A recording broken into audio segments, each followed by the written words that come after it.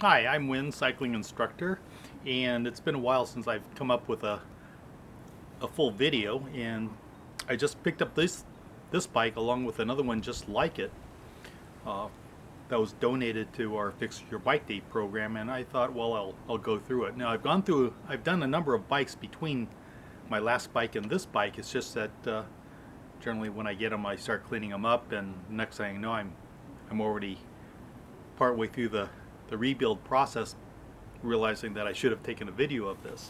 But let me show you what this one is. This is an earlier Cannondale. It's a touring bike because it has a real long chainstay back here. It has 3 chain rings in the front and 6 speeds in the back, 18 speeds. And it has bar end shifters. This has been in storage for at least 10 years. This is probably, you know, a 1970s style bike. It's an aluminum frame with half-step gearing, where the 2 chain rings are within 10% of each other. It has the SG plastic fenders, the mud guards. It has Zigino crank, and it has a Sox Huret rear derailleur. Uses 27-inch wheels, and so let me take the camera in hand and go through this bike. So this has 27-inch wheels, uses a pressed tube, 36 spoke, Wilbur aluminum alloy rim, and so the new Schweiber Marathons will fit right on this. Can't figure out, you can't see the brand of the hub. It's a Modolo front and rear side pull brakes. It has a mount for a bar rack, a front rack held in with a wing nut. It has some aero brake levers. Yeah. It has a solar powered bike computer. It has a rear view mirror. And it looks like the rubber on the brake hoods are still in good shape. This is kind of interesting. Suntour Barcons. Okay. It has like the stainless steel brake housing or shifter housing. Comes in. Uses a cup and cone bottom bracket. Dual water bottle cages that look like they're in good shape. One's Avoset, that's Palo Alto Bike Shop and Specialized. There's another Modolo rear side pull brake. Okay. Let's see on the crank. The Zigino crank has a pedal sensor here, and there's a speed sensor, I think, on the rear wheel. Here it is. So the pickup's over here. Has a Specialized skewer, 36 spoke rear. Like I said, it has an SG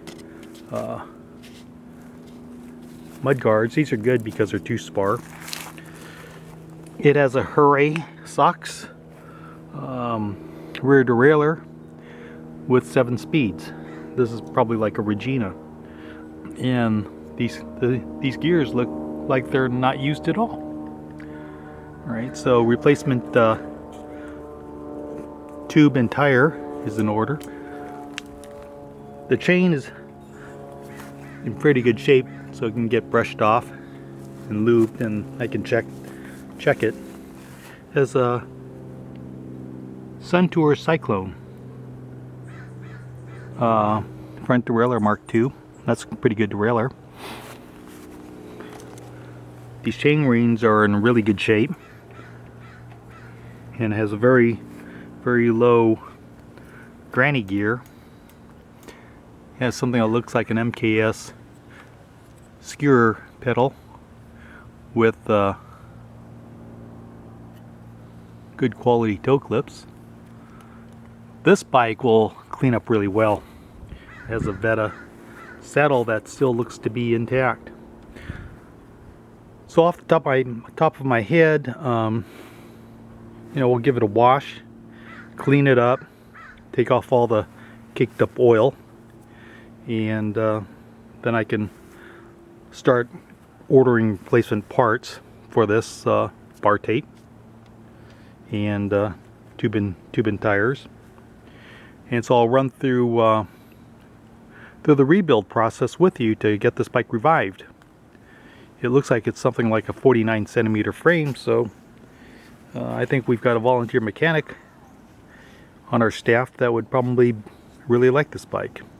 Okay, so let me move on to this and I'll talk to you in a little bit. I've got the bike washed up and that gives me a chance to take a better look at it, and not much has changed. So off the bat, it'll take me a month to get the Schreiber Marathon tires in, so I'll remove a set from my touring bike and put them on this. Then I'll service the front and rear hubs, clean and lube the chain. All of the cables need to be replaced. The brake levers are sluggish, and the shifters don't shift, so I think there is probably rust in them.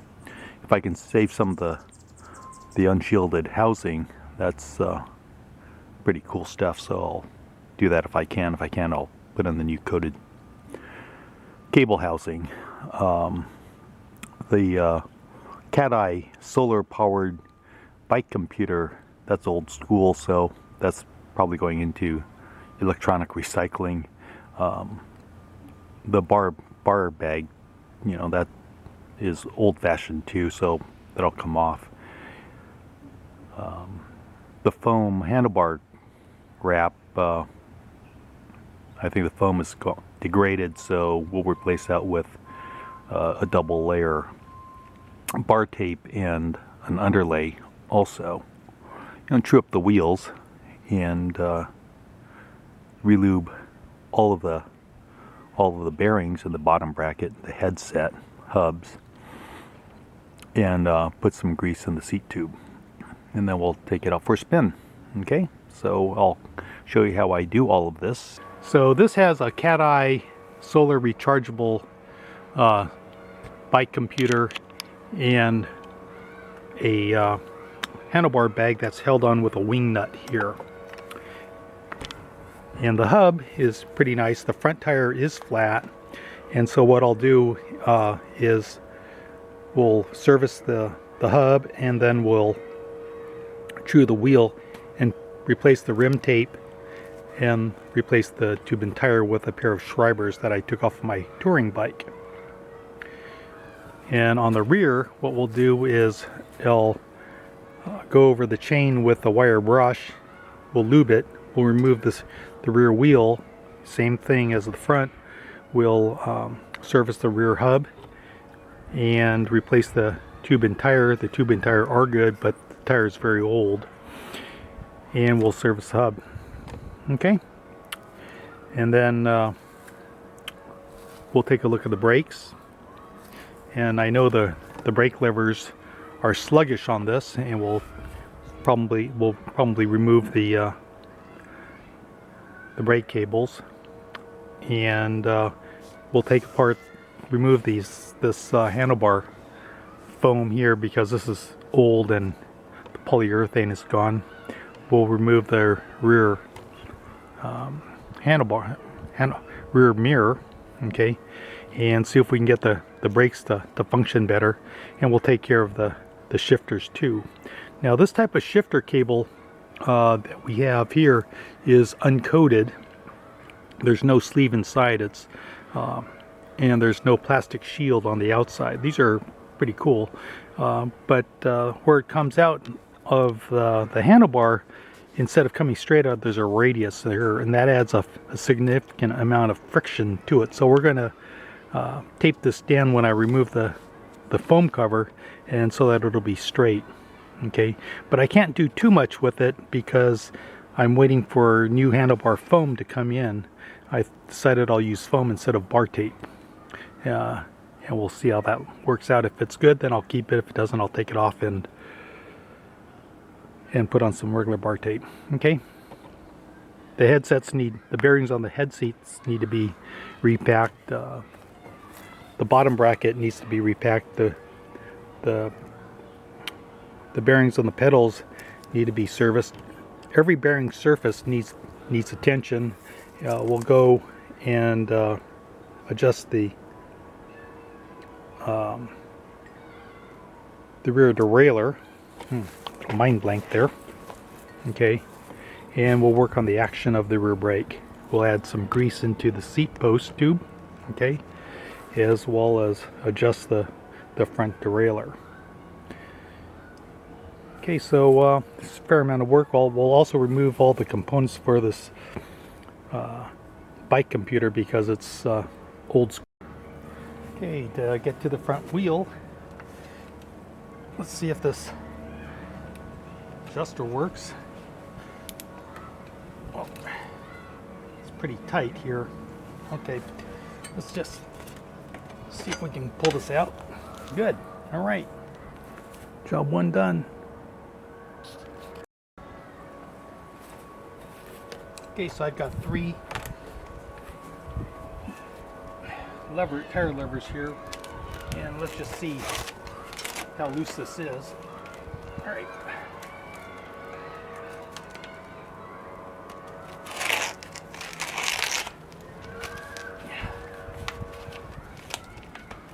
This tire is very crispy, so let's just get it all off, and we'll take off the Fonda lock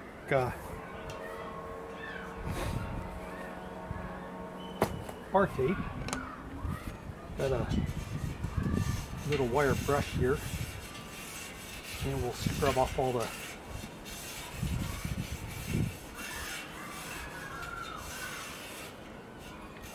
old adhesive.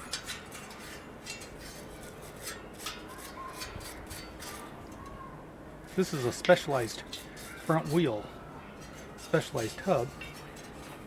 I don't suspect Cannondale spec'd in a specialized front wheel on this touring bike, so I suspect it's been replaced. And I'll use a wire brush to remove the rust on the quick release. Okay.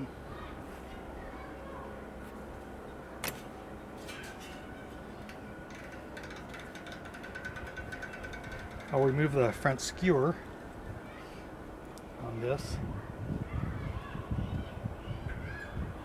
Oh, it's stuck. All right. So it still has its conical springs. That's good.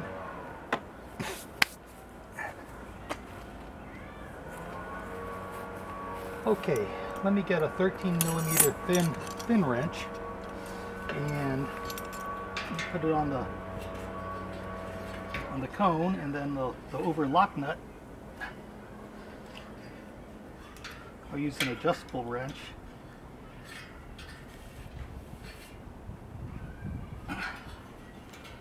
This is very tight. You go on the other side. So if one side is too tight, try the other side and see if that works. So I got the cone nut on the right hand, and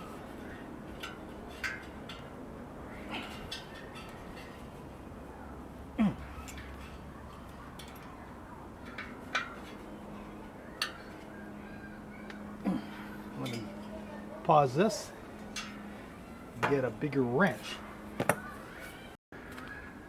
Okay, this is take 3 to take off loosen the hub nut. Let me put some lube on this.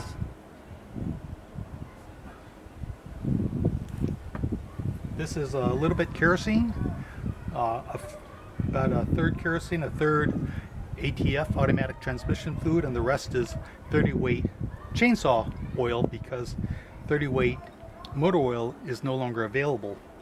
It's not nearly as good as automotive oil, but so you add some ATF fluid to it to give it provide the additives. So I'll get a 13mm, and let's try a 15.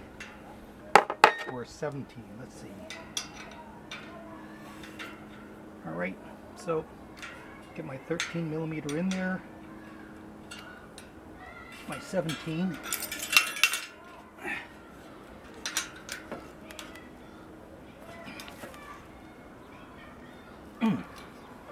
Damn, that's tight. Okay.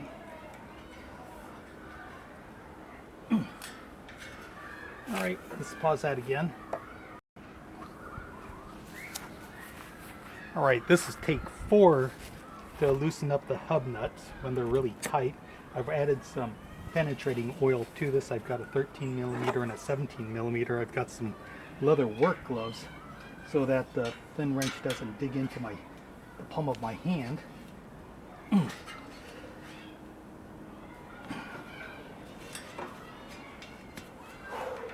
These are too tight.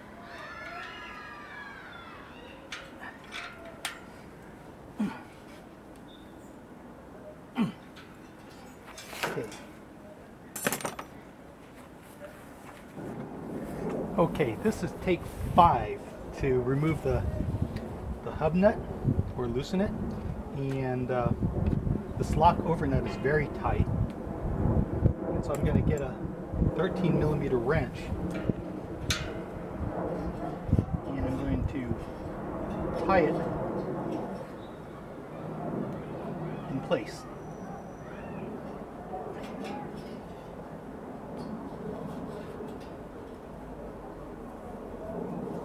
Because I can't hold it tight enough because it keeps digging into my hand even with a pair of leather gloves.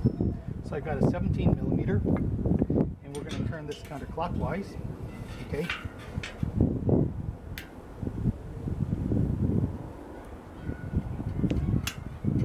Ah, there, it finally broke. Whoa, kind of hurt my back on that one.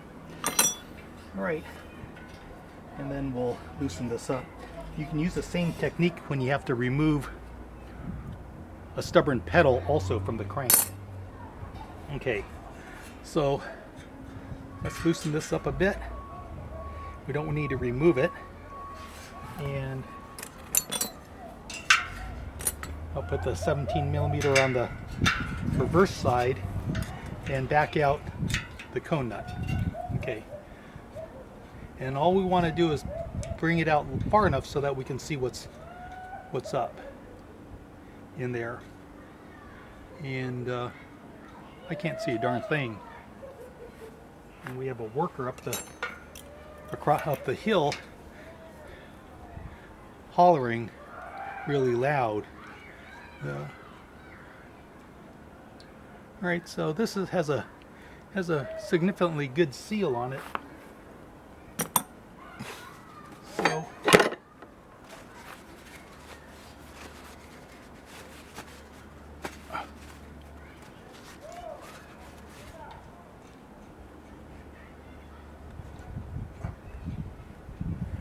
alright, well, let's pull out,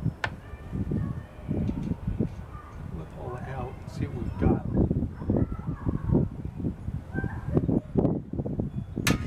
I wish those workers would shut up. Alright. And this has an industrial cartridge bearing in it, right? So it doesn't need any service. So let's put it all back together again, and I suspect that's why it was torqued so tight, is because service is not needed. So with the cartridge bearing, when they're bad, you can take it out and use a razor blade to remove the plastic seal and then add some lube to it, or pull them out with a hook device.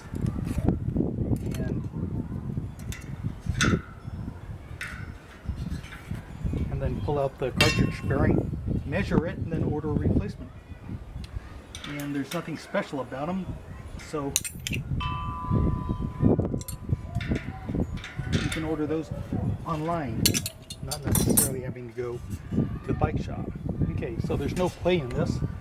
Let's clear off my chewing stand. Bring this up so it's almost in contact with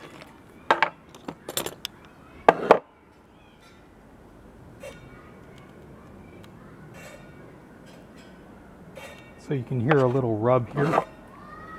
So what I'll do is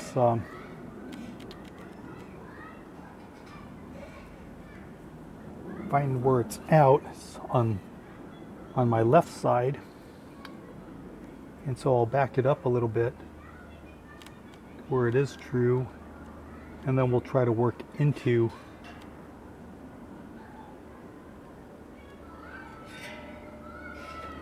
it. So I want to pull it to the right, so I'm taking a spoke on the right side, clamping it with my needle nose pliers, and I'm going to give it a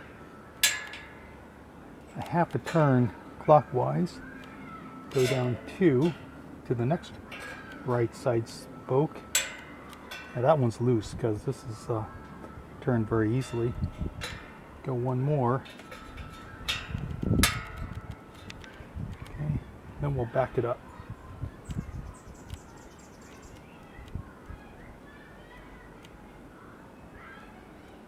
And this one here, give it a little bit more, let's say 1/8 of a turn. That looks pretty good. Let's bring in the feeler gauge a little bit more. Open it up until it doesn't rub anymore. Okay, that's good. All right.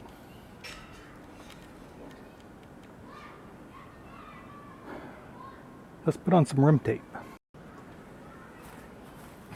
So the rim tape I'm using is a Schreiber. It's a 15 millimeter. It's a fabric.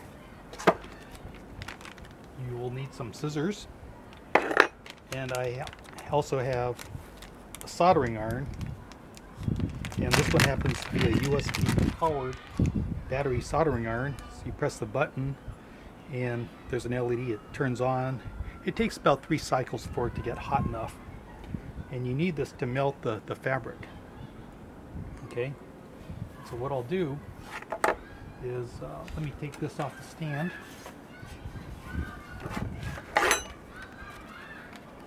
And I'll find the end here, and we'll run the tape from the valve hole here. We'll overlap a little bit.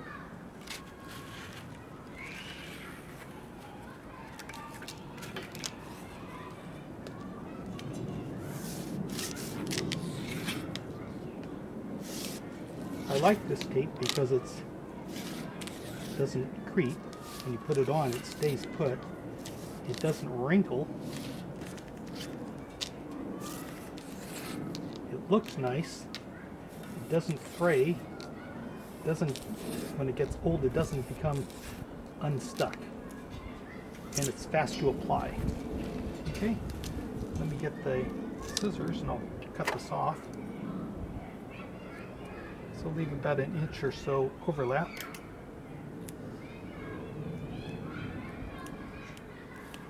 Try not to make a mess. Put everything back. Run your fingers over it. You only want one layer on this. Make sure it covers the spoke nipples so you don't have any exposed sharp edges. Okay, here's the valve hole. Let me heat this up. It needs to smoke. See if it's hot enough. And you work from the inside out so you can see where the hole is.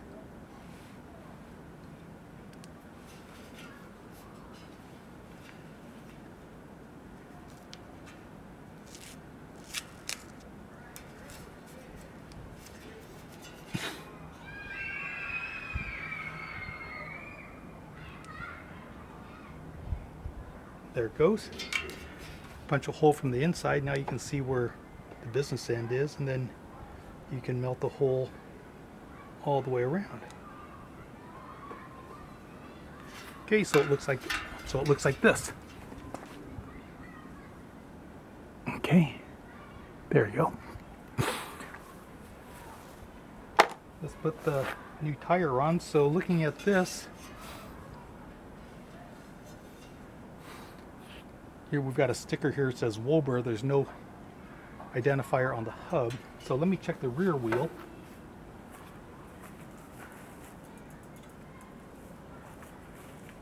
Okay, on the rear wheel, Wolber is on the left side legible, so that's how we'll do this. I'll get so that they match up. I'll get my tire. This was a Schreiber Marathon. I took it off my touring bike. And on the tube, I have another piece of inner tube material with a hole punched in it to act as a protector, because this is one of the areas where the tube will fail. Okay, so I'll insert, the tire is going in this direction, and so I'll insert the stem. We'll put in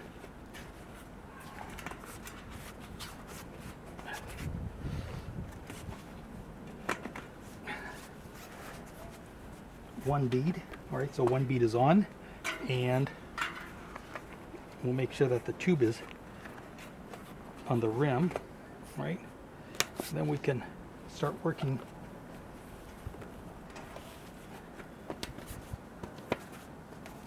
the rest of it on.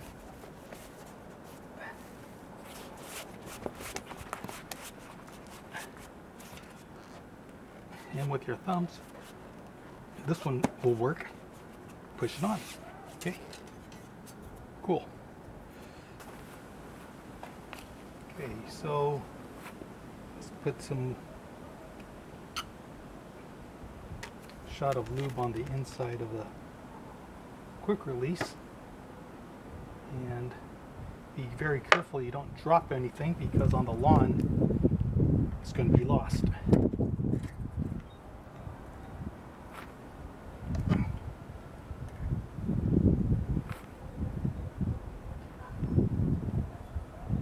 Alright, and so put a squirt of oil on the quick release also, so now it moves easily.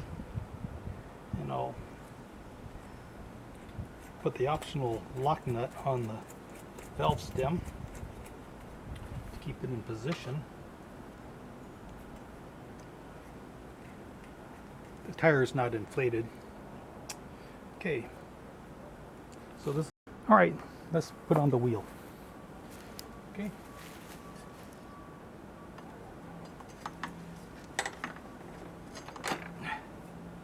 So, lock the lever on the quick release, screw in the adjustable side till it makes contact. Okay, I'm pulling up the wheel. Release the quick release, give it a half a turn, and now start fiddling with this until you have good action. Okay, that's one. Let's go to the rear. Okay, when I wash the bike, I also wire brush the gears, but let's do this again, and then I'll lube the chain. So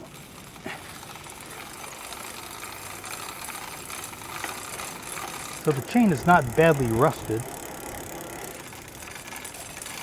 but let's just make sure that all the debris is off. Okay, and try to get on both sides of the plates.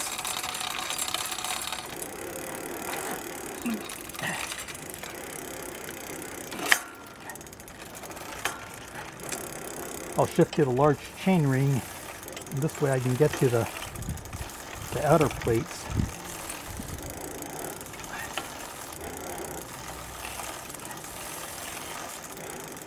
And the inner plate.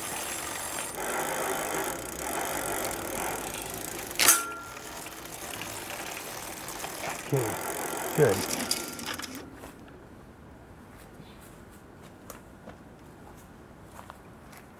What I have here is some ribbon that the same that you use for gift wrapping, and I'll just tie an overhand knot on this. This will let me know when I add lube, when I come to the beginning again. So all we need to do is put one drop of lube on each roller. you don't want to make a mess. So many novice bike mechanics will squirt this all over the place, but all you need is one drop on each roller. Now this is 1/3 kerosene, 1/3 30 weight motor oil. Thicker the better. If you can use hypoid 90 weight, that's even better, but it has a very strong sulfur smell. Okay, we'll back up until we come to the last link.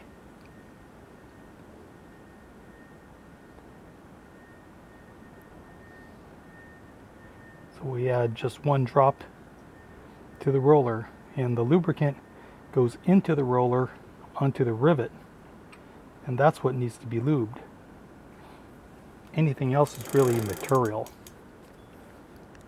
Some will get on the outer link, but the main part is the roller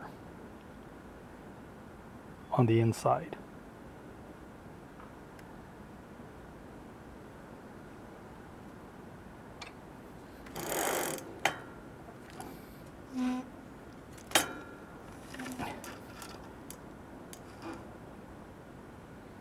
So a lot of times these old bikes, something breaks, you get a flat, and then you put the bike away and you don't touch it for 30 years, and then by that time you're an old person and you're no longer cycling. And then it's given to somebody like me. So this bike is, as well as the man's bike, which was a larger frame, was given to the Fix Your Bike Day program. And so I figured, well, we'll make another video. Wasn't planning on making another repair video, but this is a touring bike, and I haven't really done any touring bikes. All right, that was the last one. Here's the ribbon, and we'll take it off now. There's one more link.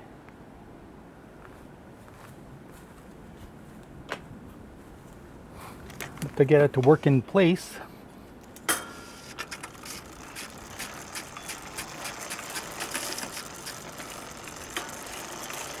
we'll let it roll for a little bit.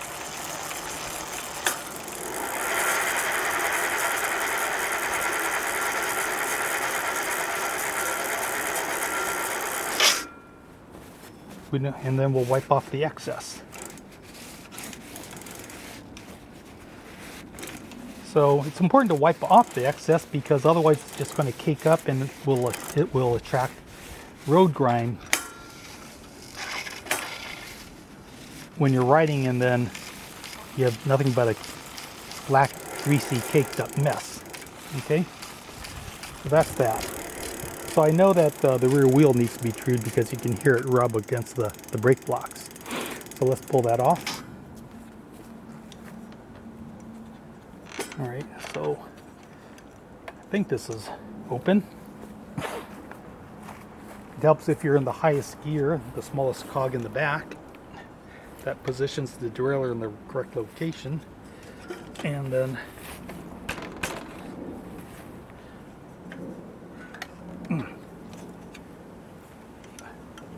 everything is very slow on this bike because the grease is all dried up. Okay.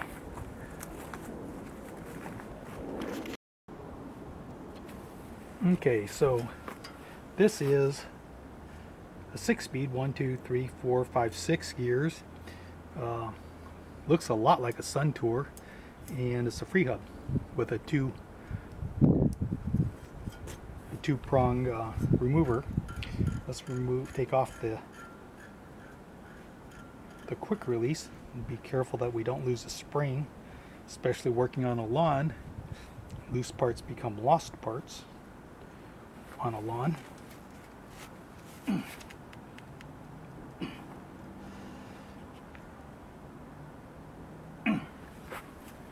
This is stuck in there, so let me see if I can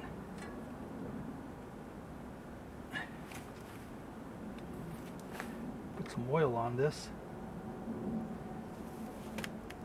Make a little mess here.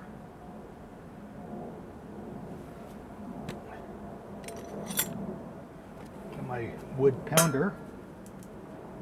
You don't want to use metal on metal because it's going to flare it. Okay, work it back and forth a little. Come on, get off. There we go. This happens to be a piece of maple from one of my trees.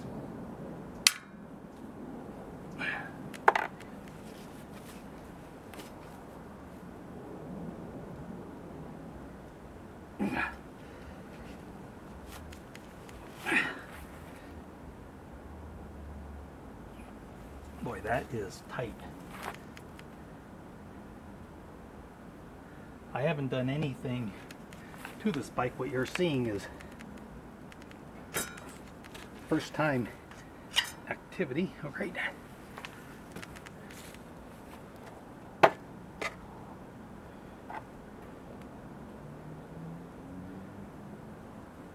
Okay.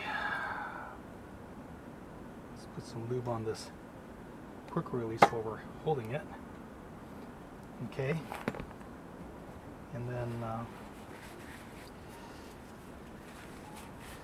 let's take the air out of this tire because we're going to replace it. The gum is all worn out, so you can recoat this and with very liberal layers of contact cement, but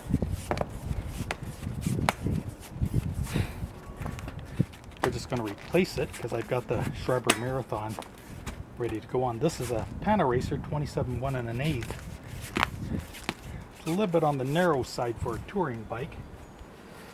27 1 1/4 is what's standard, and what is available today is 27 1 1/4. Okay, so I'll get some tire levers, and the way you do this is line up one lever on an outside spoke, one lever on the next outside spoke, and another lever on the third outside spoke. Okay, and then you pull one up, pull the next one up, and you pull the third one up. All right, by that time something's going to be falling off. It's important to have these levers positioned beforehand because once you start putting them on, the rim becomes very tight.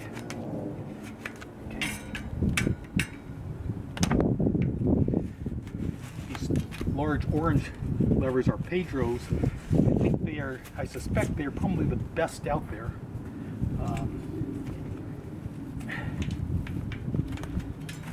I think they're better than the Park Tool blue removers right off the bat. Okay, and yep, here's the rim tape. This is the Velox. I used to use Velox. I don't use it anymore in favor of the Schreiber fabric tape because I've had this Velox start to creep on me once, and once is enough. Okay, so let's scrub off the remaining tape.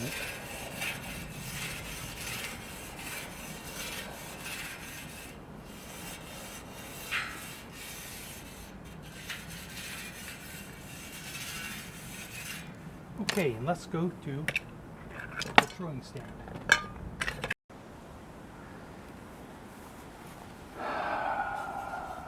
It's good practice to position the right side of the wheel on the right side.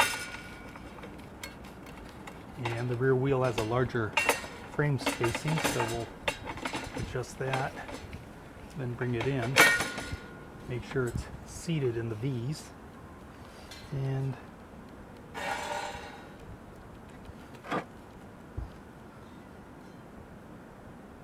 I suspect she's ridden off curbs a little bit because this is pretty indicative of what happens. We're hitting a bump. So work with one bend at a time. In this case, the bend is on the right hand side. So on one hand I have the truing winch, and the other side I have, my right hand, I have the needle nose pliers. So we'll start with this one. This spoke is on the non-drive side, and we're going to want to tighten it up. We'll say a quarter turn clockwise to tighten it. Let me scratch my nose. So we'll turn a quarter turn clockwise. Go to the next spoke, give that a quarter turn. Once I installed the Schreiber Marathon tires and put it on the bike, there's very little gap clearance between the tire and the non-drive side stay. Using a pair of calipers, if I measure this, this will be come up to be 29 millimeters. And if I measure this gap on the chainstay, it'll be almost 10 millimeters longer at 39. So I've seen this problem before, and it's probably been like this for as long as this bike's been around. That means the dish of the wheel isn't correct, and so what I'll need to do is put this on the truing stand and adjust all the spokes on the drive side tighter and loosen up all the spokes on the non-drive side to make it looser. And so to do that, I'll start with a reference point like the valve stem. So when a wheel is this far off, it probably doesn't ride properly either. And so since the wheels are no longer in line, that means that turning in one direction is easier than turning in the other direction. I suspect since it's pulled over to the non-drive side, making a left turn is easier than making a right turn. It also makes it difficult riding straight because the bike would want to tend to pull to the left. So I'm going to resolve this right now. Okay, so for me to correct this situation, since there's appears to be a gap of around 10 millimeters, all I have to do is shift the rim offset over by 5 millimeters. And so if I create a gap of 5 millimeters either on the left side or the right side, I should be able to measure it with my feeler gauge or my calipers. To recenter the wheel, and if the offset is 10 millimeters, I only need to shift the rim over 5 millimeters. And so I have that set on my caliper here. So what we'll do is, starting from one of the spokes, I'll loosen up by about a quarter turn or a half turn all the spokes on the non-drive side. I'll do all of that for one revolution. Then I'll come over to the drive side spokes and tighten them all up by the same amount of a half a turn. And then we'll see where we are. Let's get started. So to loosen this up a half a turn, that's counterclockwise.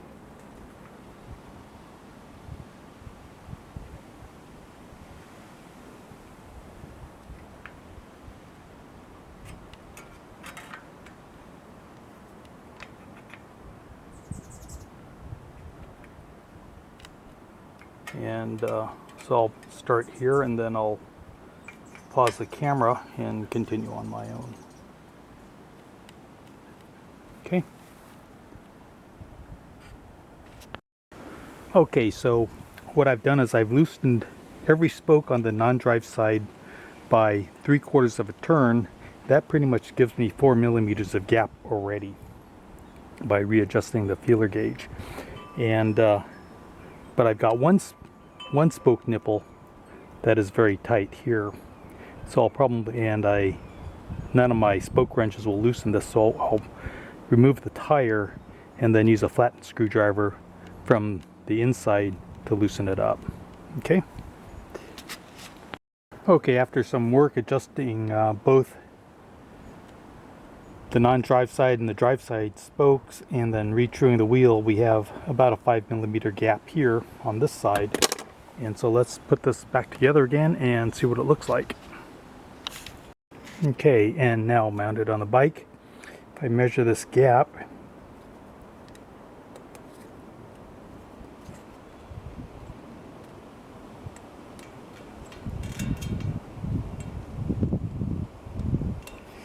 outside to outside, that's about 32mm.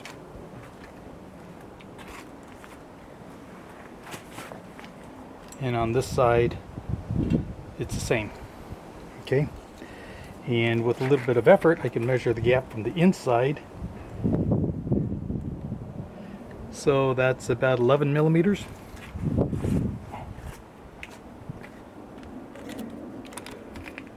And it's about 10mm on the drive side. So that's very acceptable in this case. Okay, so let's continue on. When I store cables, I put them in a sleeve. This is an old inner tube, and so I can run the various cables in this, and it keeps them organized, and when I need to, I can just wrap them up and coil them and then put them away, and they don't create a mess. They stay where they belong. Regarding the foam bars, I've got replacement tubes that I picked up on AliExpress, and you know, they can go on and you cut them, but I don't have a lot of confidence with this. A couple of reasons is I think it's cumbersome, because once I remove this old bar tape, I've got to figure out what the problem is with the braking and the shifting, because there's too much friction here. But then to put this on, I have to remove the bar cons, I need to remove the brake lever and the clamp so I can sleeve this in, and then I can reconnect this all. And the same thing with the bar cons. Once I have the connections made, I can slide this in, but I've got to figure some way to route the cable coming out, and this is not optimal. You want the cable to exit where it's in line with the handlebar back here. So I don't have a lot of confidence with this. I suspect I'll need to go to a bar tape. So I've got bar tape here, and when you select bar tape, make sure it has adhesive tape on the inside on the surface, so that when you wrap it up, it doesn't unwrap. This happens to be a cheap Chinese version called Zito, but it's from, you know, they're one of the major manufacturers of bike parts in China. So there's some basic problems here, minor. I need to loosen this cable housing connector here so that it's in line, because it's at an angle. We'll remove all of this foam tape, and then I'll begin with one of the cables, one of the 4 cables, 2 shifters and 2 brakes, and try to figure out why there's too much friction. I suspect there might be rust inside of the cable housing or on the cable itself, in which case I'll just replace that. Okay, so I'll do this on one side and then continue on with off camera on the other. Alright, so let's begin right here. There's a tear, so let's see if I can just cut this off. And I don't want to create a real large mess doing this.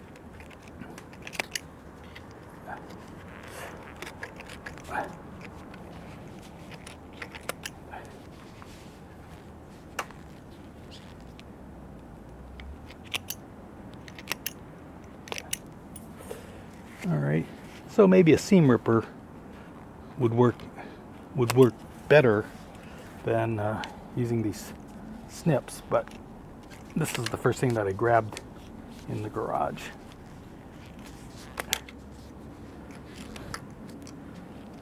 So this is an 18-speed 6 and 3, and so I figure this is fairly early. Yeah, this foam is pretty much gone. It's nice because it has a spandex cover. So right off the bat, on this cable housing, you know, it's not taped down, so it's just free floating. Let's take off the Barcon tape.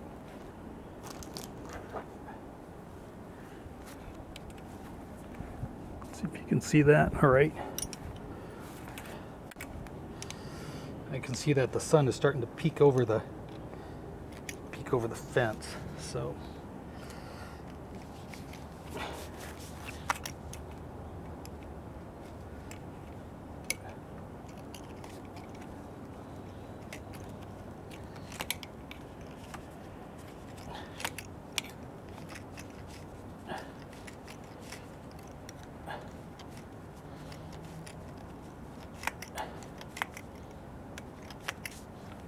let me move the camera here.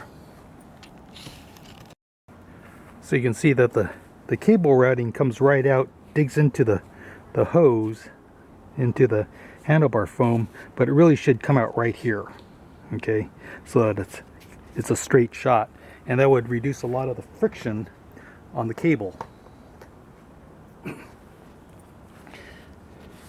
Let's see if I can just peel this back.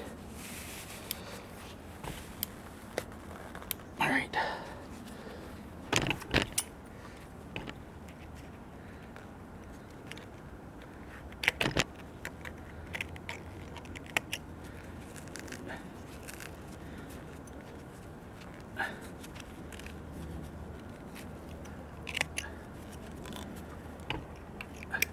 All right, there we go.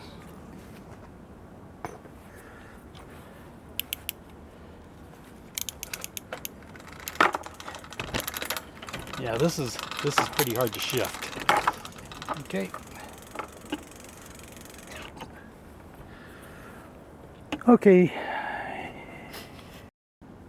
Okay, so in routing the cable, you use tape, like electrical tape, to hold it in place, and that allows you to wrap it up. So this would be difficult to do properly using the foam. So I figure I'll just cut the foam up into smaller parts and use that as handlebar grip material for kids' bikes, and we'll go with my original plan of using bar tape. Alright, so the problem with the brake is when I squeeze the brake lever and when I release it, the brakes don't jump back, right? So I have to manually squeeze it. So there's a lot of excess friction here. What I'll do is I'll release a pinch bolt. This looks like it's coated cable, but we'll see if I can pull it out and take a look. I suspect the cable housing, this is the original, it's not sleeved with polyethylene or Teflon inner tube, and so generally you use grease to provide lubrication. Alright, so let's try to preserve this cable without cutting it. And so there's a little crimp here. I'll very gently try to round it out and then pull it off. See if that works.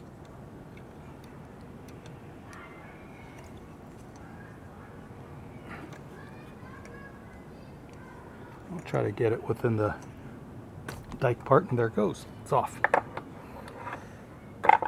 Okay, let me get a 9mm wrench here, because this is a nut. 10. And we'll loosen this up.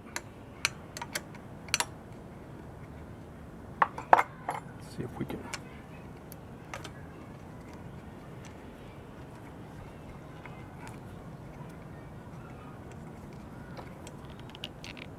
We don't want to lose anything on this one. I'm working on the lawn, so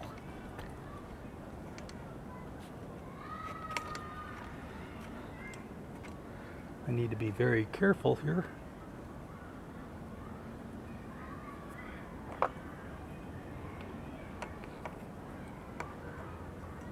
Not to drop anything.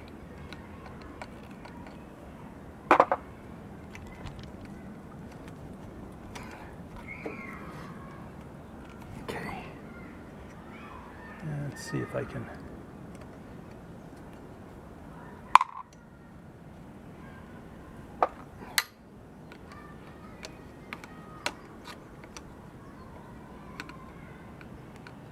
Yeah, this is looks like a Teflon coated cable. So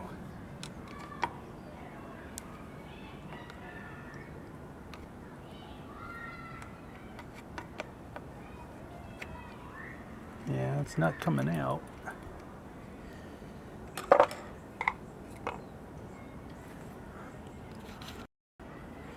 Okay, let me try getting in here with using a number 0 screwdriver. This happens to be an Exolite with an acetate handle. These are terrific.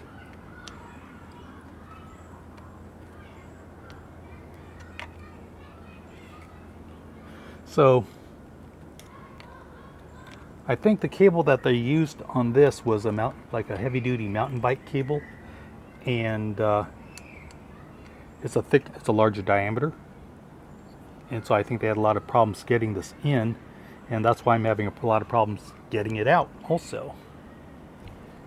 So I'm going to work on this some more.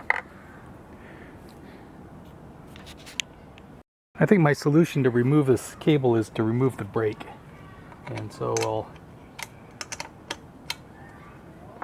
try unscrewing this from the brake bridge.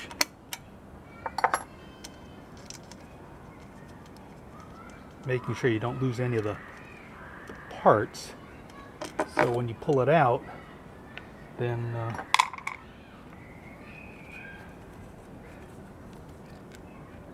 careful not to lose the washers, because these are the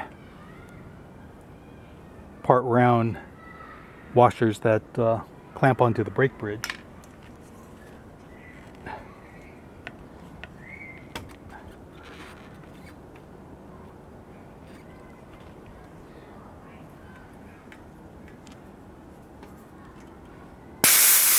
Time to release some air so I can get the brakes off. So you can see a simple task becomes pretty complicated.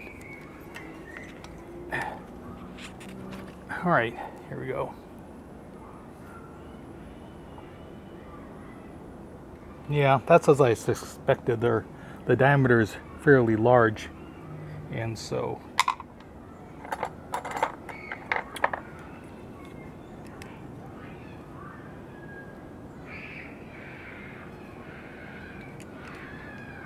whoever assembled this really had to force it to fit.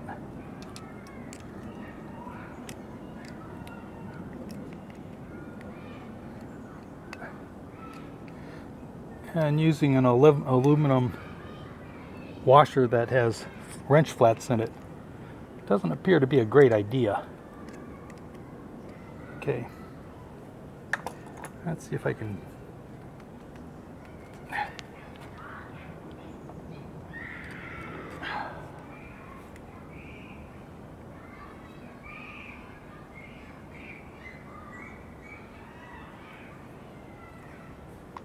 I don't want to lose this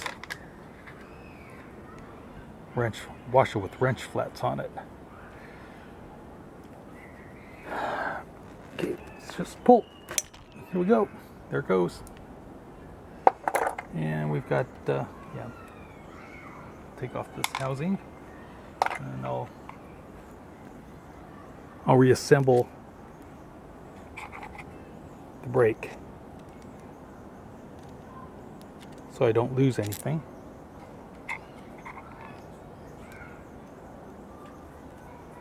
Could put it back on. So I'm not cutting this cable because I'm hoping that I can reuse it. And what you see on YouTube, other YouTube videos, is the first thing they do on cables is they cut the old cable off, which I think is an absolute waste. And especially something like this, which is a coated cable. You know, even today, coated cables do not come by cheaply. All right, so let me walk around here and apply the brakes and see what happens. Yeah, I can feel that there's a lot of friction in here. I can feel it on the brake lever side. All right, so let me feed this back out of out through the brake lever, and we'll see what we've got.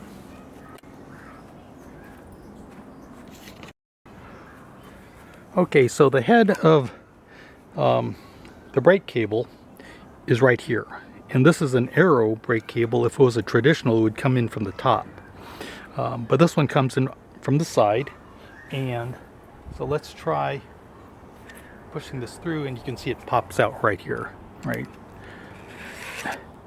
And so let's very gently pull this through. Maybe not so gently. There we go. And it's out. So here's this is the base, the inner cable. Here's the sleeve. It's black. And it comes up here to the ball end of the cable. So this is called a ball end brake cable. And on a mountain bike, you've got the barrel end brake cable. So this is still in good shape. Let's just coil it up, and I can possibly use this again on another bike. Not on this bike because it doesn't work properly. Okay, so from my stash of cables, let me pull two out. One for the front, one for the back. And then I'll coil this one back up again.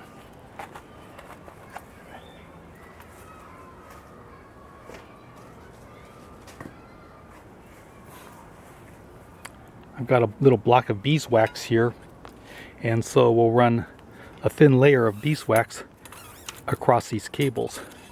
And I think just 2 strokes will work, one on the top, one on the bottom. So beeswax works, paraffin candle wax does not work. And a thin layer acts as lubricant, a thick layer acts as glue, right? You get this, I bought this at the farmer's market, and you know, a 1 ounce chunk costs about $2, and from that you can break it up into 4 pieces. A chunk of beeswax like that will last you about 40 years. So try not to lose it, because you're going to have it for a very long time. Okay, so let's put one of these cables away.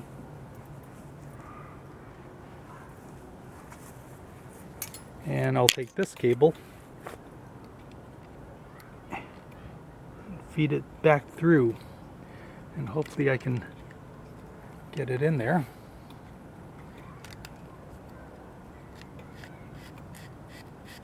Yep, found it.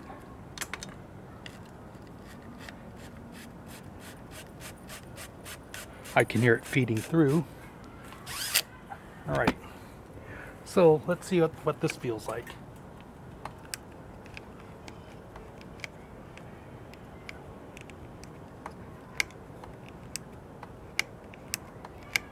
Doesn't feel great. There's a lot of friction in there still. And so I think what we'll do is we'll replace the cable housing with, there's a lot of friction. Okay. There's still a lot of friction here because this is uncoated cable housing. So what we'll do is we'll replace it with some of the slippery cable housing that has a polyethylene sleeve. Right, so the original brake cable didn't have a sleeve, and so I've got a lot of replacement brake cable. It does have a sleeve on the inside. When you cut this off, we need to use a file on it to square the end, as well as to remove any burr that's on the cable housing itself. And so we'll just match this up with the compared to the original, and then I can install this.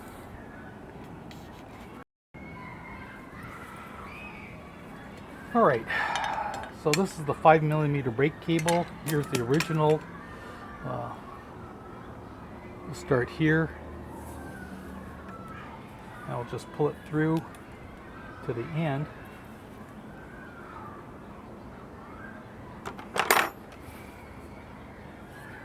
Get my cable cutter.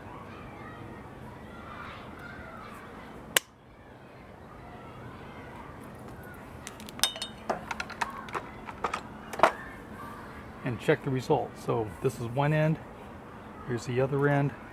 That's pretty good. Then with the file,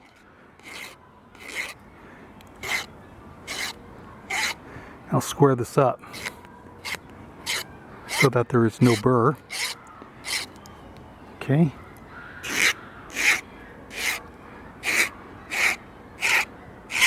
And that makes it so that it seats well also at the ends. So this one does have a burr. The tip of the housing is bent inwards. So you just kind of need to get in there. And it's brittle, so when you bend it back, it'll break off.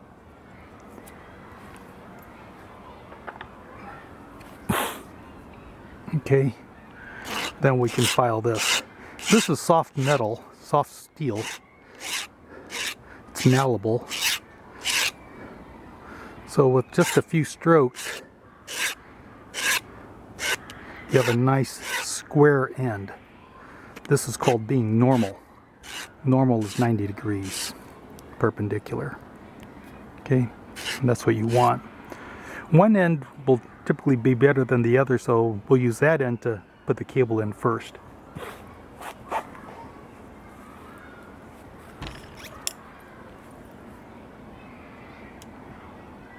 Otherwise, you'll need to put a needle or a pin in there or a pick to open up the hole. Okay, there you go. All right, so let's run the cable through and see what we got.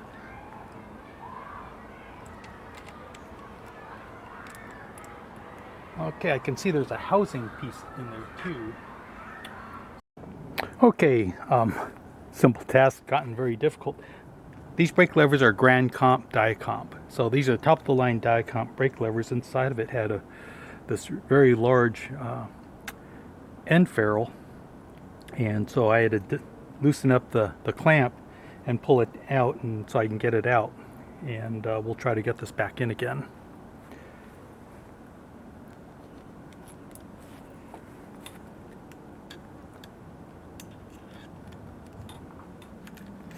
Okay, here we go. All right, and that is inserted properly. The ball end is in the carrier.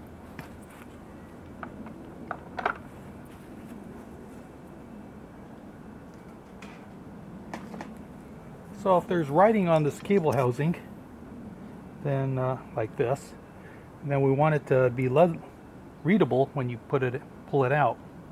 Okay, and so it would be like this. Let's verify this is brake cable. Okay, it is.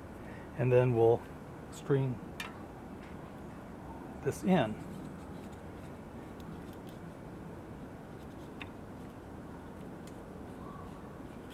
Let's get it untangled here.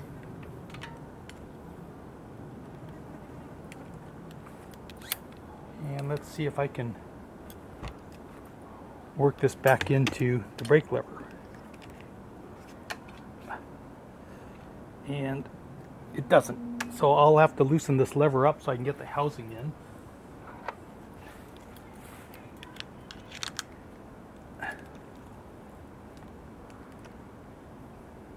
You don't want to loosen, you want to loosen this up as little as possible. You don't want it to pop off the clamp. So I'm going to put a loop in the cable here. There we go. And now I can tighten this up a little. Okay. Make sure it's seated. Okay. And then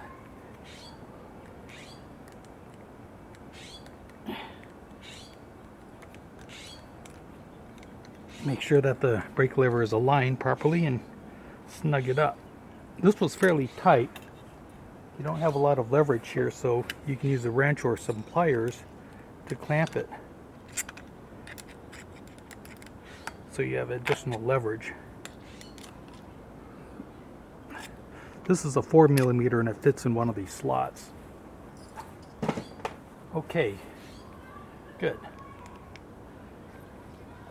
And so this looks like this routes along the side of the cable. So what I'll do is I'll get some tape and we'll tape this up. So I think this is a pretty good example of a simple task that's not so simple.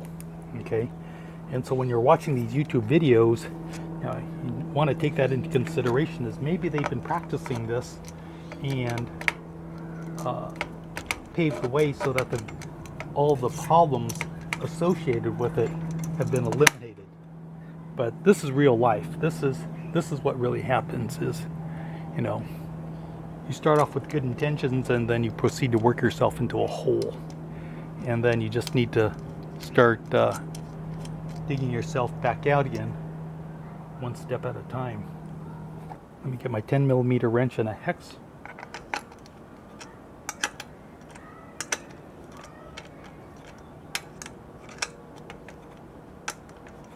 Start tightening this up a little bit.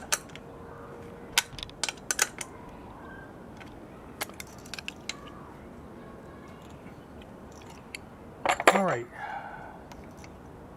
Let's remove some of the debris here. Make sure your adjusters work properly. Okay. This adjuster doesn't work at all. It's frozen. Okay, so I'll remove, I want to be able to try to reuse this cable, so I'll remove the aluminum end cap, and with a 9mm wrench, I'll loosen the pinch cable and see if we can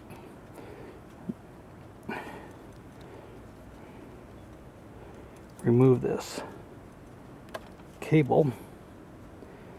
Seems to be stuck in there pretty tight. I don't have a lot of experience with Huret derailleurs. It's not a parallelogram design, but like the Shimano and the Suntour.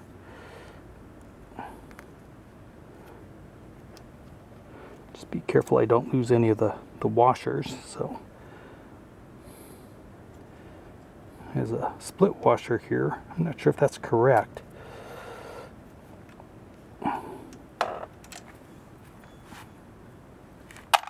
I don't think a split washer in that position is the right place for it.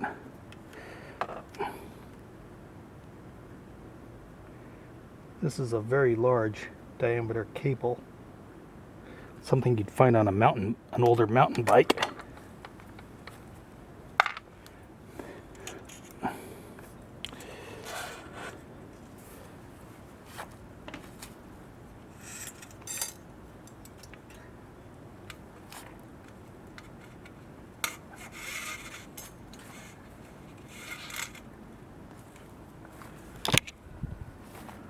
Okay, also one of the problems that this has with shifting is because this cable stop is not in line with the down tube, so it comes up.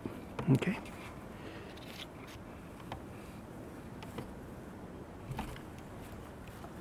So I think I need to come in here with a flat blade screwdriver, pull this out so I have access to a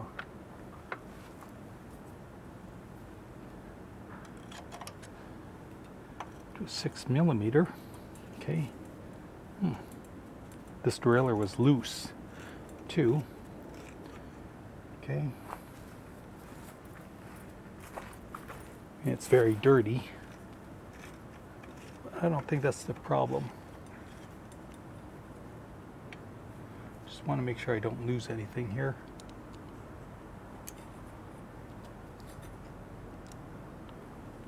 Okay. So I'll remove this. And let me go get the derailleur alignment gauge. Alright, so with my alignment gauge, I'll screw this in carefully. Screwing into an aluminum frame, you want to make sure you don't cross thread this.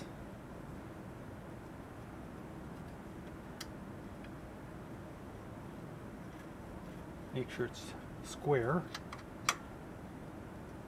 backwards, so To give you some quick geometry, this is 0 degrees, 90, 180 degrees, and 270. So yeah, we'll start at 180 degrees rather, and we'll use the valve stem as a reference and set the feeler gauge.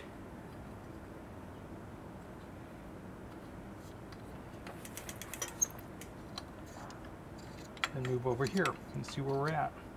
Okay, and what we'll do is we'll use this gauge as a crowbar and bend it outwards if necessary, or push it inwards half that amount, because this is like a teeter-totter. Okay, and so we want to get this distance to be pretty close.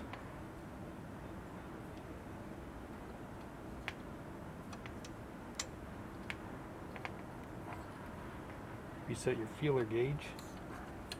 We'll come back. So that's pretty good. So we started with 0 and 180, and now we'll come up to the top. There's about a 3 millimeter gap here, and then we'll come down to the bottom and see where we're at. Yeah, this is bent inward, so we'll have to pull it out. This is pretty typical because when a bike falls on the derailleur side, it's going to push the derailleur inwards.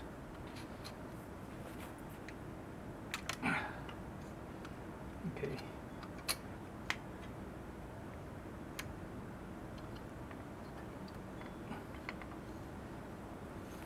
Then we'll come up to 90 degrees and check that.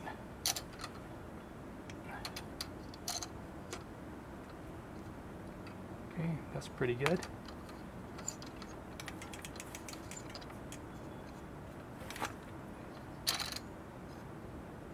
That's pretty good. That's within a millimeter. There's about a millimeter gap here. And there's about a millimeter gap here. Okay, so this is set to my satisfaction, and we can now reinstall the derailleur.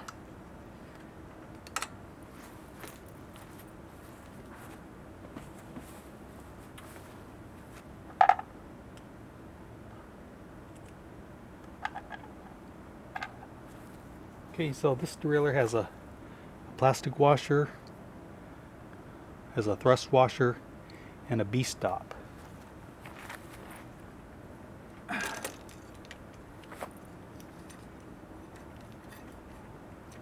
wrap will be something like this, okay?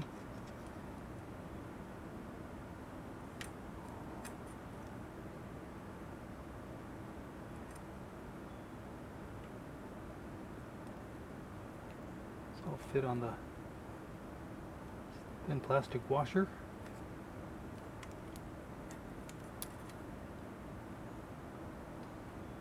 Put on the B-stop. It has little detents here. So position it in the correct location and very carefully screw it in without cross-threading the aluminum frame.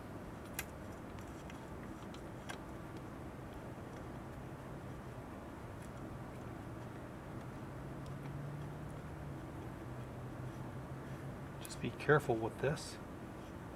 It's one of the reasons I don't care for aluminum frames, is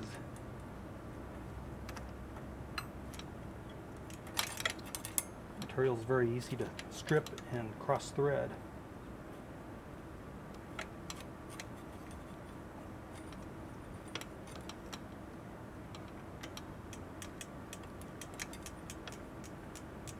Okay.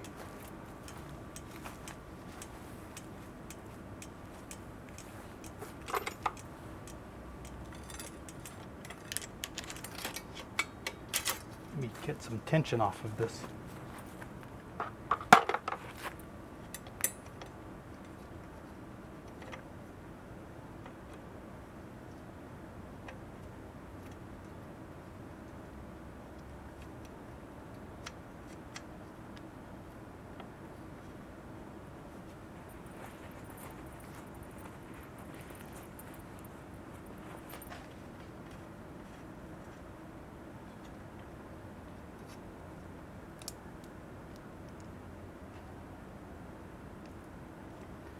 Well, now I kind of have an idea of why socks and Huret derailleurs didn't make it in the marketplace. These derailleurs are cumbersome.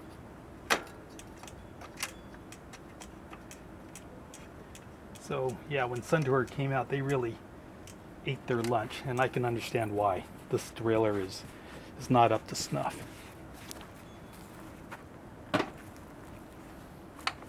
Okay.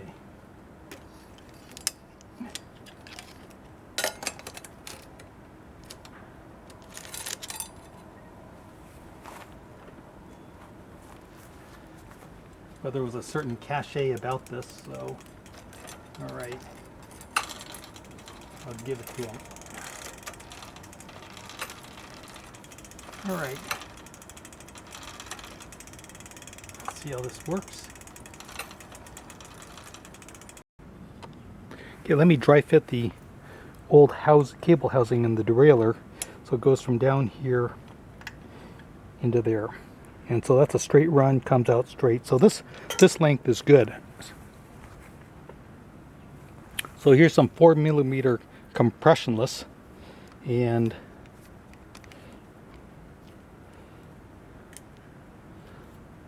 I'll cut a new one, new length.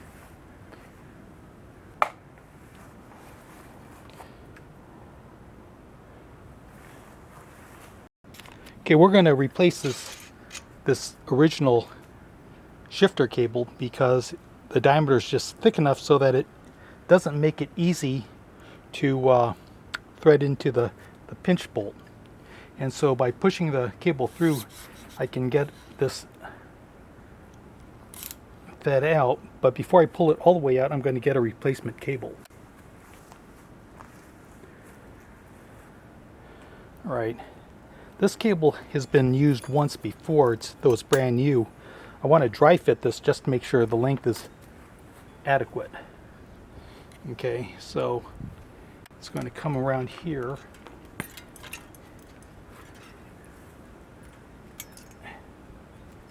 Yeah, this one's just a little bit too short, so I'll use this for a front derailleur.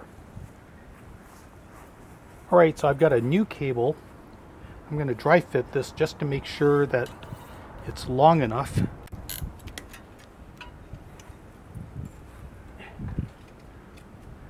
Yeah, this is just barely long enough.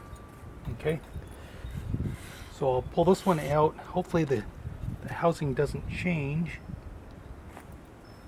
and then I can feed it through here. And this cable has already been waxed.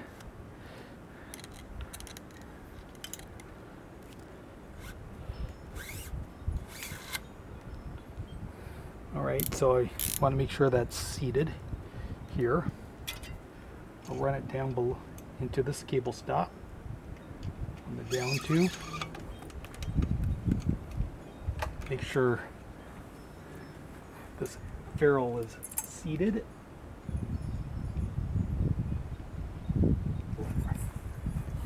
Run it down below the bottom bracket here.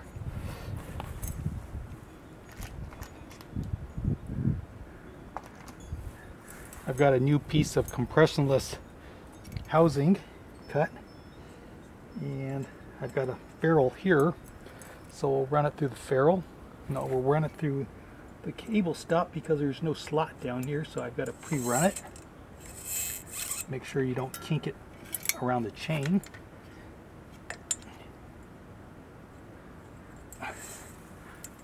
Okay. Insert the ferrule. Get it into the compressionless cable housing. You don't need to file the end of the compressionless cable housing because that cable doesn't kink. There's writing on this label so that you can install it so that it's legible, that it's not upside down.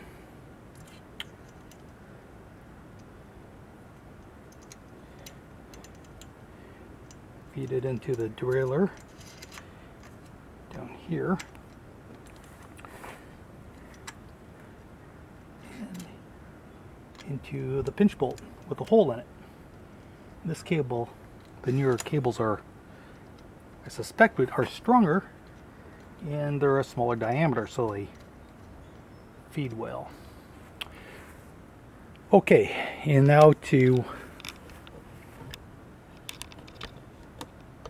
get the derailleur positioned, we're going to pedal slowly and manually shift this into the low gear, the largest chain ring.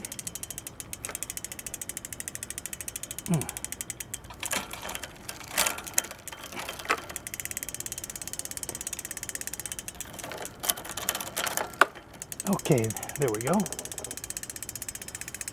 Then I'll pull this.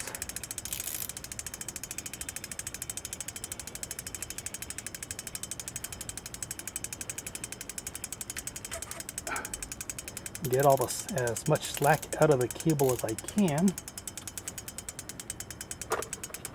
This is a 9mm bolt, so I've got the shifter down on the Barcon, and this cable is somewhat tight. I'm going to let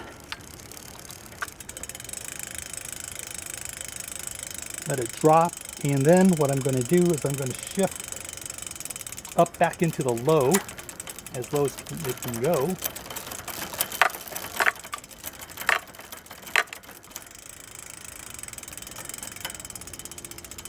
All right, and then we're going to give this cable a slight tug to try to get it to make sure everything is seated.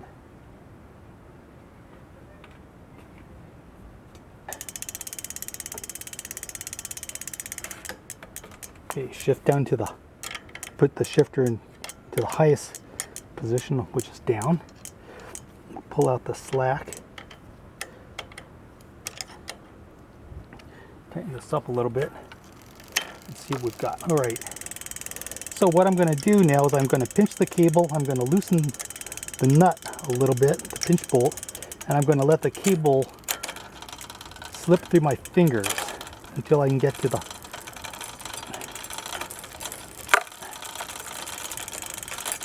until it shifts to the highest, which is the smallest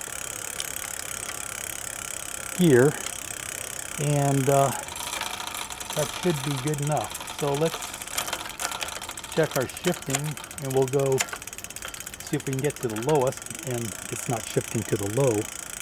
So I suspect the low set screw might be in a little too far, and so the user of this bike probably didn't appreciate that a whole lot.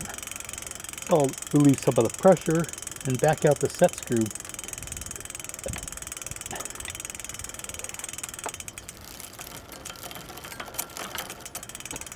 So she probably had a hard time climbing hills because this wouldn't go into the lowest gear. And so if you're doing touring and you've got front and rear panniers and you're fully loaded, this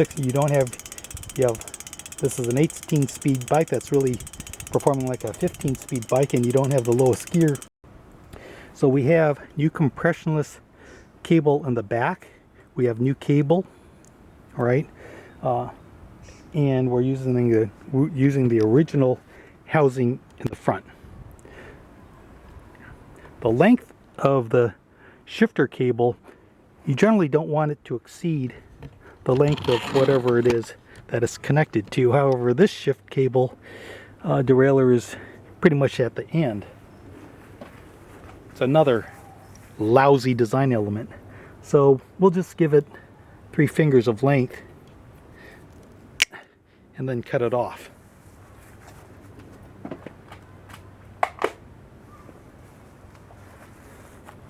And then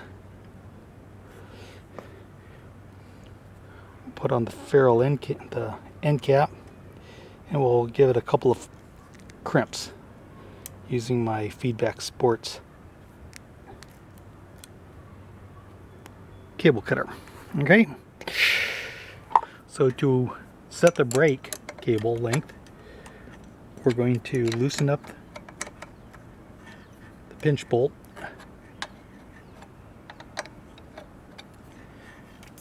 Pinch the brake calipers.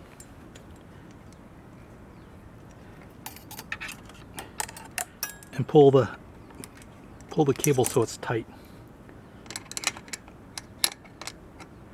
Now we're going to tighten up the cable,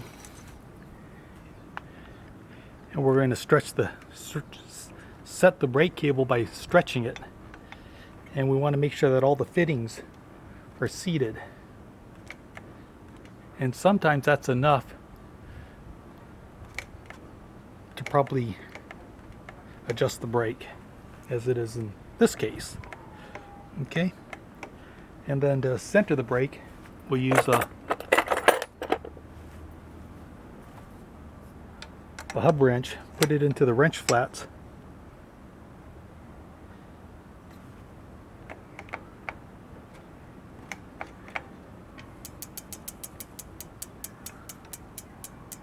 and carefully center the brake on the wheel.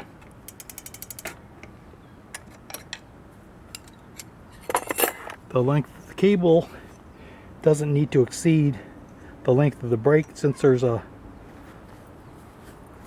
guide down here, we can cut it down here and put a crimp on it. So we'll cut it here. On better bikes we solder this using silver solder, and then it looks great, and we wipe off the excess. You don't have a cap, but here in this case we'll use a cap using my Feedback Sports cable cutter. Alright, and that's done. I'm going to have to replace this brake cable because it's sluggish, and plus I didn't route this correctly, so when I replace the cable, the brake cable, then we'll put this in the correct location, and no problem. We'll replace the front derailleur cable also while we're at it. This time I won't make the same mistake, since we know there's a ferrule inside of this brake lever. Before I pull out the housing, I'll string a new shifter cable in there, and then when I remove the housing, then the cable will keep the ferrule in place.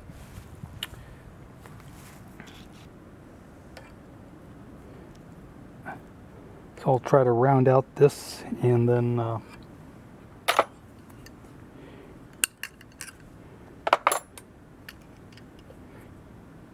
using my adjustable wrench as a club,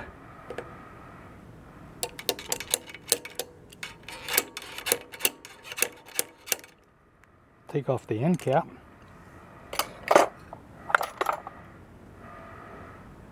This cable tip looks pretty hacked up.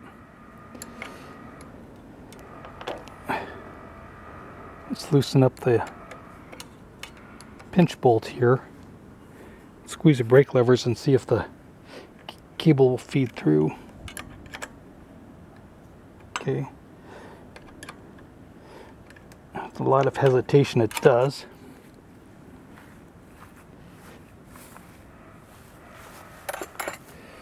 Okay, let's see if we can pull this out. Whoa. Okay. Yeah, so this is coated cable, but really not the right stuff. All right.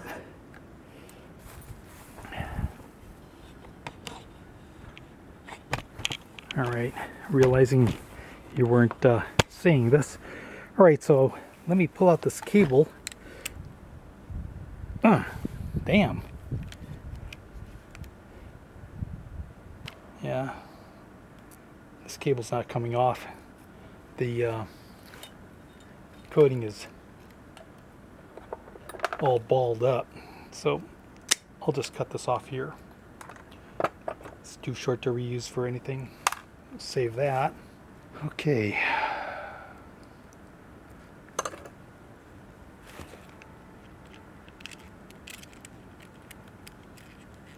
All right, here we go. Whew. All right, and now I'm gonna recut some more brake cable.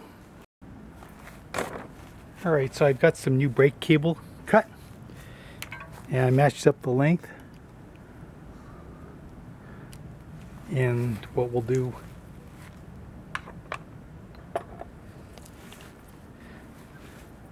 is we'll file the ends flat so it's square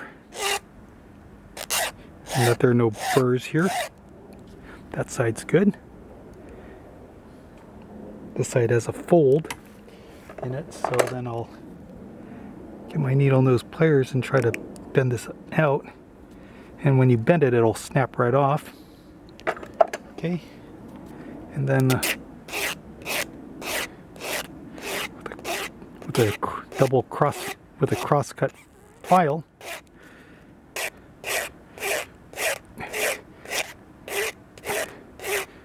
we'll square this up.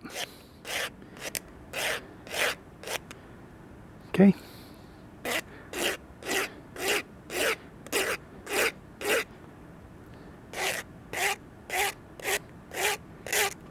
That looks pretty good.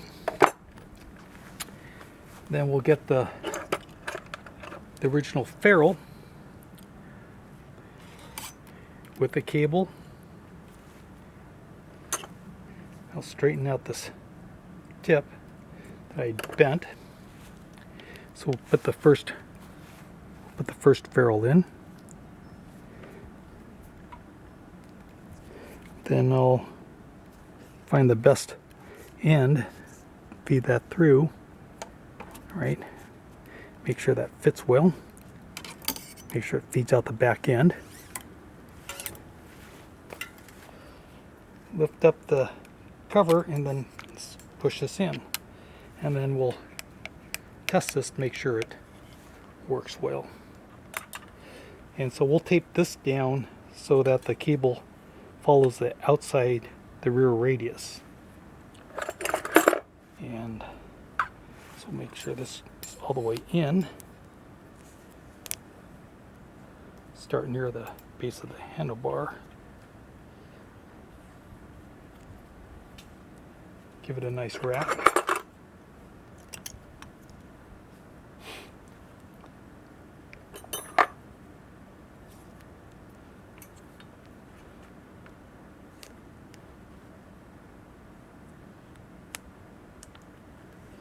You want to make sure this is in a nice orientation that's comfortable to you, because if it's in the wrong place, you're going to feel it every mile you ride this bike.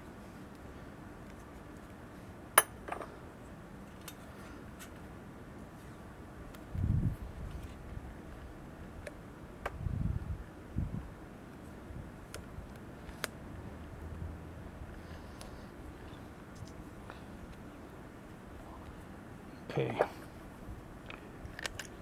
and the tape helps to make sure it doesn't shift over time. So this being the front cable, goes in front of all the other cables, okay, and we want the shifter on the rear to go on the inside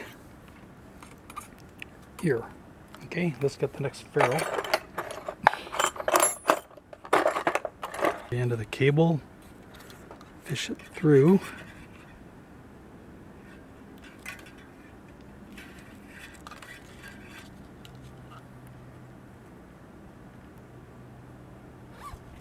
Run it through the adjuster. Make sure the adjuster is movable.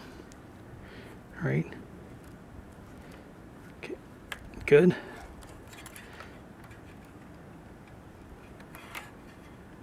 Make sure this is seated.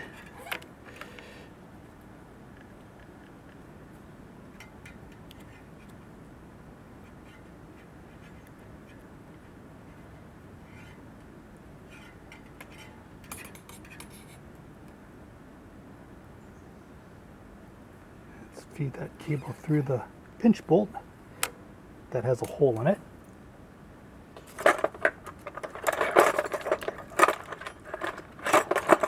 Using my 10mm wrench in this case. So I'll squeeze calipers.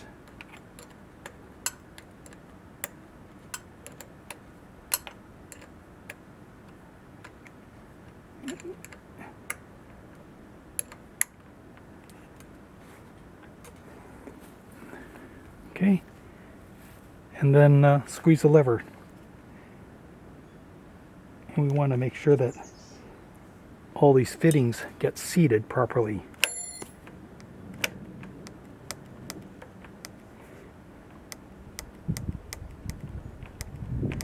Okay.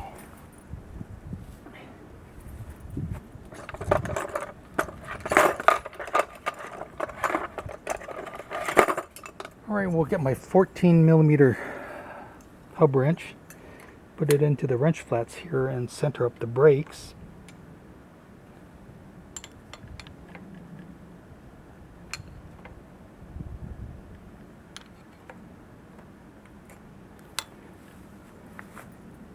Let's see what's up here.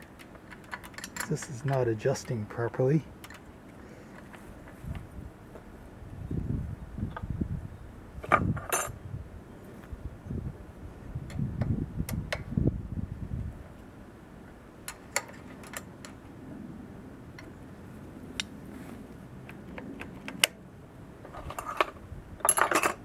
The brakes certainly feel better.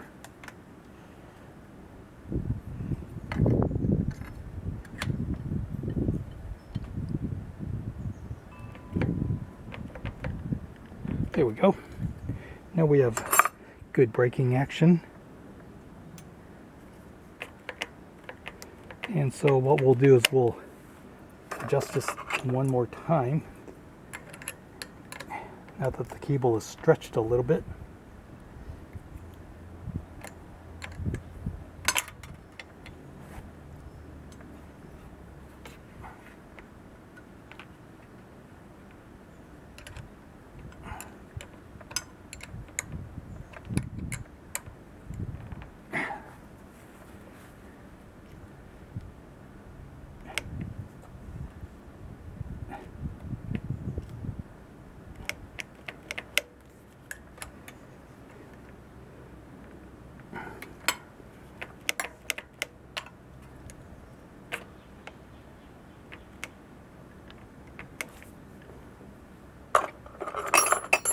I can see that the brakes, the calipers are not parallel to the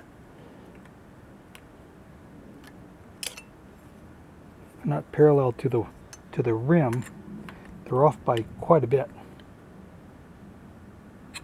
And the way you solve this problem on non-adjustable brake blocks is you use an adjustable wrench and very carefully bend the caliper. Right? Which lends me to think that these are not great calipers if they're this far off. Okay, so this front brake is good, feels good, so let's cut the cable. All right. So we'll cut the cable down here at the longest reach, and then we'll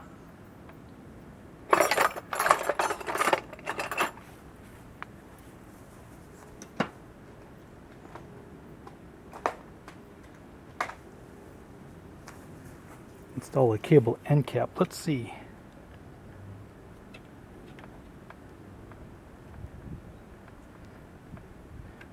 See, which way does this adjuster go? Does it go down and then it goes up? See, that's down, so this is probably up here. So let's before I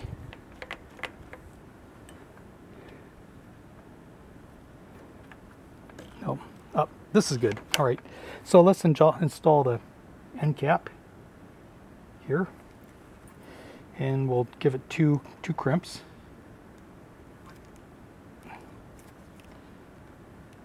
Alright, so I decided to take apart the shifter to understand what's up. And the steel part here is a threaded screw. And the shoulder of this had some corrosion on it, which made it so that this plastic part that has a radius that matches the down tube of the frame wouldn't spin, right, and so it would rotate as well. So I pulled this out, brushed off the corrosion, put some lube on the threads, and screwed it back in. Now initially this was loose, and so I tightened it up. The rotation of this screw, the corner needs to match one of these bosses that stick up, and the reason why is because that's where one of the fittings go that allows the shifter cover to fit on, and you see there's a square debossment here.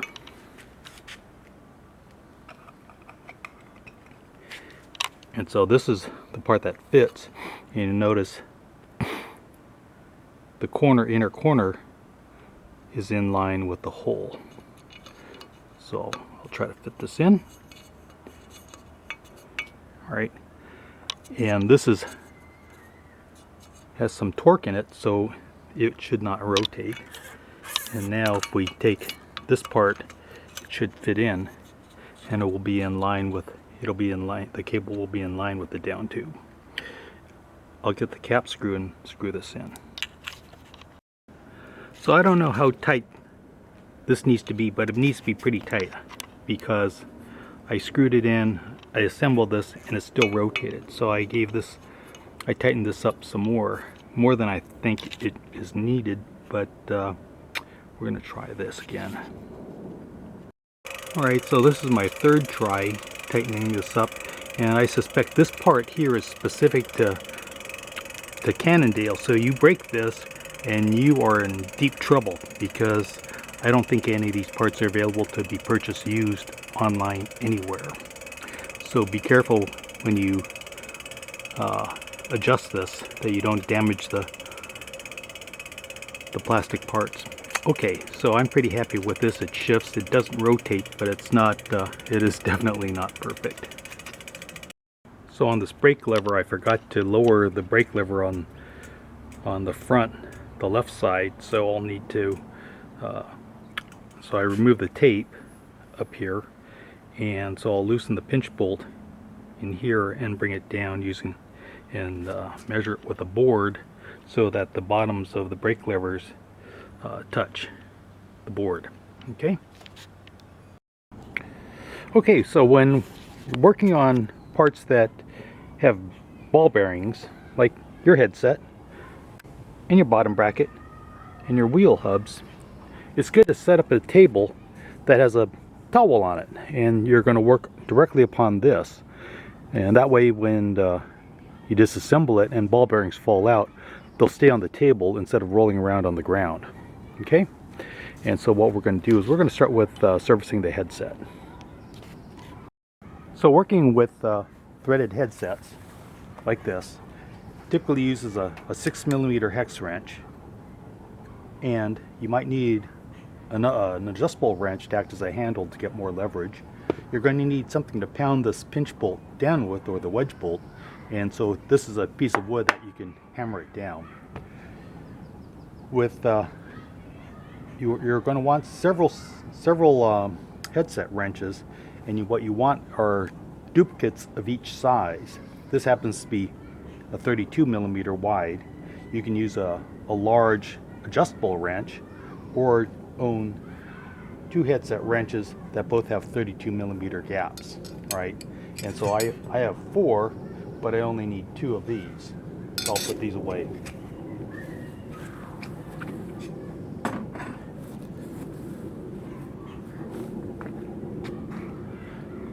So to begin with, what we'll do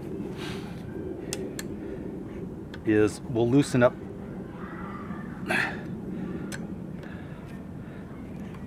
the stem bolt, and this one comes right off. Usually this will unscrew up, and then as it comes up you'll pound it down, but I won't need to do it in this case. And so the stem comes up pretty well. Since I've got this tape down, I may need to remove the tape again. Now what we'll do is we'll loosen up using my 32 millimeter. Let me break here.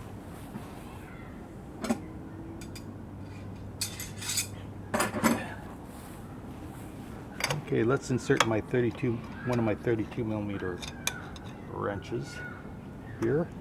My other one here. And we'll break this one free. All right.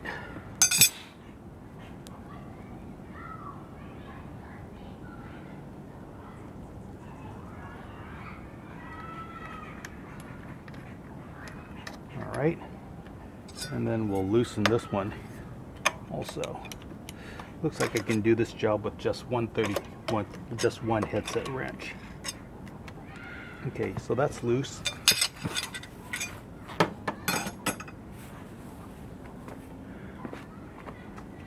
And let's put the bike on the table. Okay.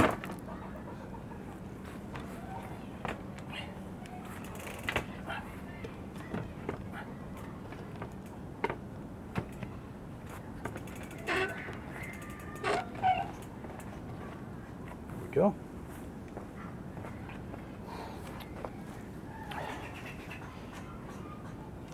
I've got an angry squirrel in our yard.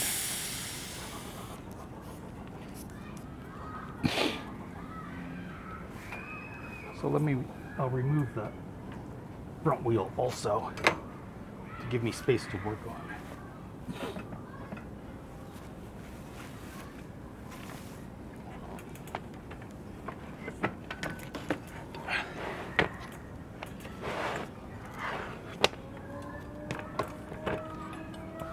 There we go. Okay, so we have two washers here. These are keyed. And what I'll do is I'll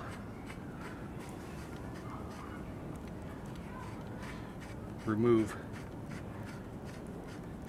the cup.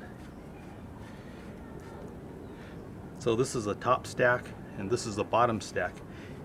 The bottom stack usually wears out first, so if you have to replace it, just replace the part that needs to be replaced. The height of these are important, and so you want to try to get an exact match. And so let's see what we've got here. Okay, let me take off this tape.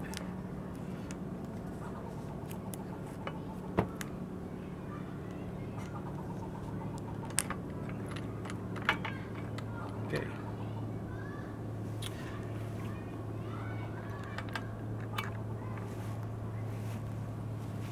So if you look at this bearing here, this is pretty well lubed, and so nothing is going to be needed here.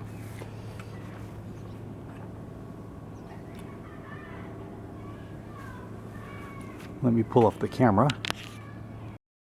Alright, so if I pull up the camera and look in these bearings, these look pretty good too. And the raceway looks pretty nice. The race on top looks fine. The race on the top stack usually doesn't wear. All your weight is going to be on the bottom stack. Alright, so we'll reassemble this and move on. So if I did need to service this, then what I would do is I would remove the bearings. These are in a cage, so I remember how this is mounted. Clean the bearings and then apply more grease to it. Right. And this is moly grease, general purpose, automotive, and pack the bearings full of grease. Let me demonstrate that now. And so this is what packing the bearings looks like. Okay. And these bearings are clean, so we're okay there. Then when you reassemble it as it squirts out, then just clean up the mess. Alright.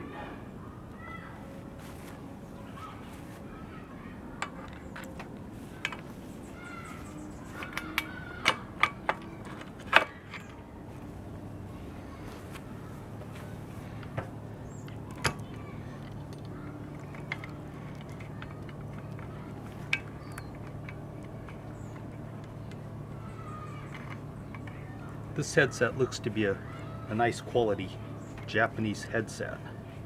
It looks like it's well made and with good quality steel.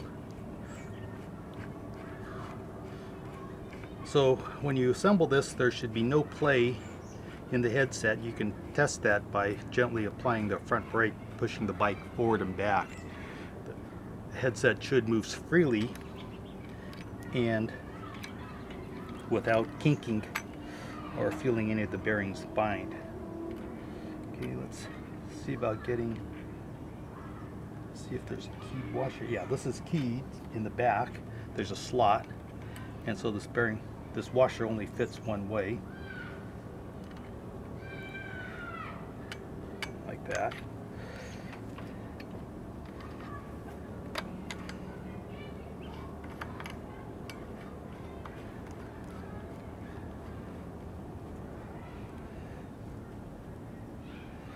Okay, there should be some grease on the stem. There was when I saw it, looked at it, but we'll apply a thin layer again.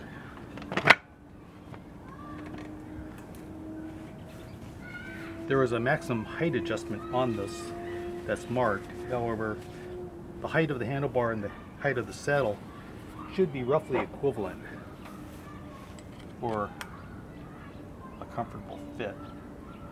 So we'll just slide this in. Okay.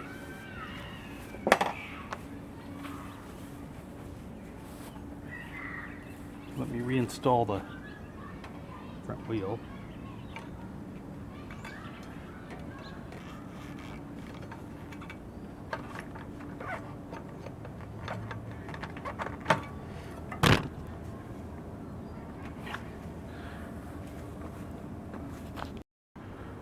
Okay, so on the ground,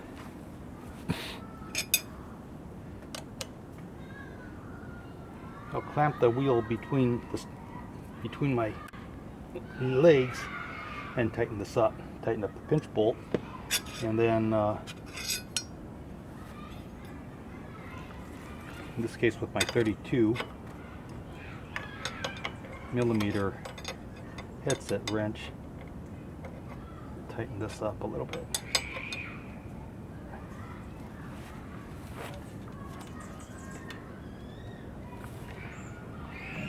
Apply the brake and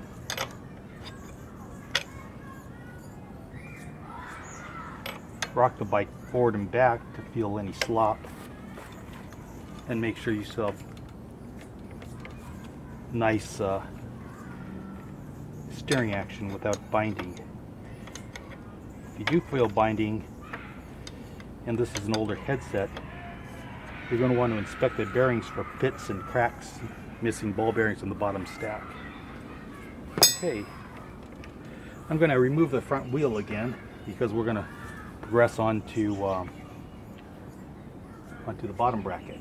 Well, before I do that, let's reapply the front wheel, and I'll remove the pedals.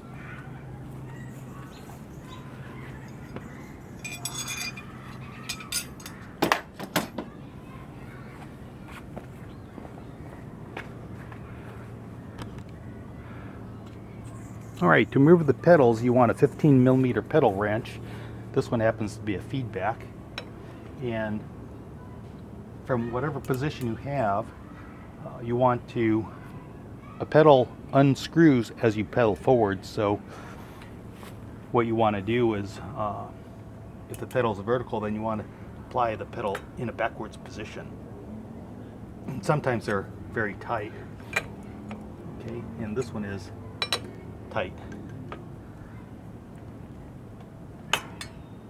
Okay, and so there's a solution for that. So let's go on to the other side, and we'll pedal backwards, or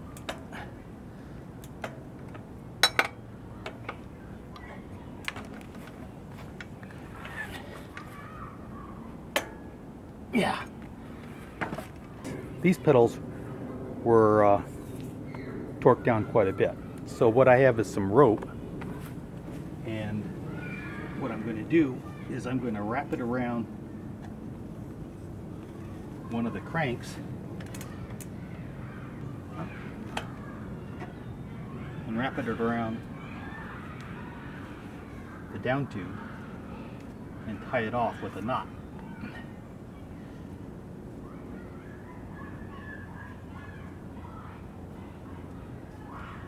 And finish it off with a square knot. Okay. And then get a longer pedal wrench like this one.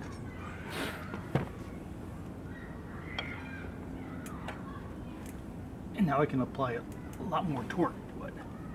Alright, and that one's loose. Then come on to this side.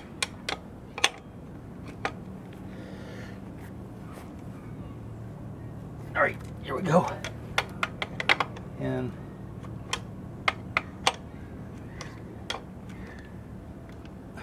now that one's loose. The rope is in the way. Okay? And now we can remove the rope. But I've seen pedals that were tight, so tight that you would be unable to remove them, and they would also bend the wrench flats on your pedal wrench. So if I had this on the stand, then taking the pedal and just pedaling forwards, this will unscrew automatically. And that's the idea with pedals. If they freeze up while you're riding as you're pedaling, it would force it to unscrew. And it's better that than damaging your knees. So these pedals are high quality. They have a little access hole here where you can squirt some grease or some oil into. And so when you do that, you just squirt enough in here and let it dribble out the back end and clean up the mess. Okay, on a cup and cone bottom bracket such as this, there might be a cover on this, and so using a washer, you can try unscrewing it, or using a flat blade screwdriver you can pry it up. But try unthreading it, because this might have threads like this one does. We'll put this off to the side. And this one has a bolt. It's either a 14 or a 15. This is a 14. And so I have the bike supported up here on the top tube, or on the seat tube, with a block of wood so it stays level. And so I'll take my socket wrench and we'll try removing this.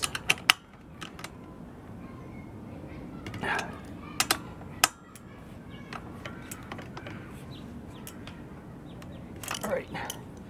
If it's too tight, and this one's loose, then use the rope again and tie off the crank to the down tube or one of the tubes so that you can have more leverage. If that doesn't work, then you might need to get a pipe and put the pipe at the back end of your ratchet handle so you have even more leverage.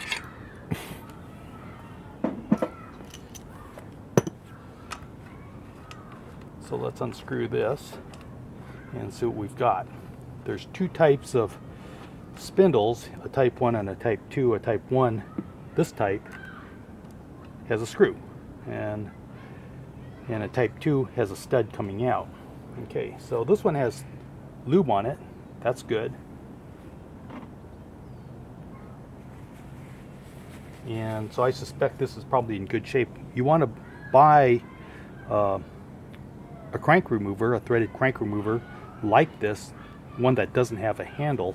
They're not expensive, but they're well worth it. This is steel going into an aluminum threaded crank that's fine threads. You need to make sure that when you install this, it bottoms out, because you don't want to be in the position where you didn't screw this in all the way and it pulls out while you're applying it. That means the threads got stripped, and you're going to spend hours fixing this. And then at the end, you're going to have to replace the crank also. Prevent that, make sure you screw this all the way in.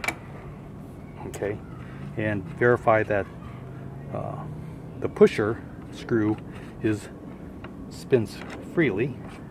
Now we can screw this in until it bottoms out, and then we can use the wrench to try to remove the crank. Don't try to hammer this using a mallet or something to pound it from the inside to get it off, because you're only going to damage the crank, and you're going to possibly damage the finish too, or break it. Okay, so this is off. We're done with this, and so now we can remove the. This is a nice crank. It's light. I suspect it's hollow on the inside. This is a top quality crank. Okay, and then clean off your tools. Incidentally, this crank remover includes a socket, right? So I can, instead of using my own socket wrench, I could have put this in and then use a short extension to remove this. I forgot that I actually had that. All right, so this is a 170 millimeter long crank.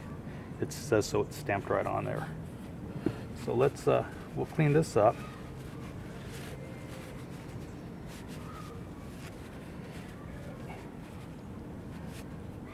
This is a Suntour brand. This is top of the line also. So this is a very good setup as bottom brackets go.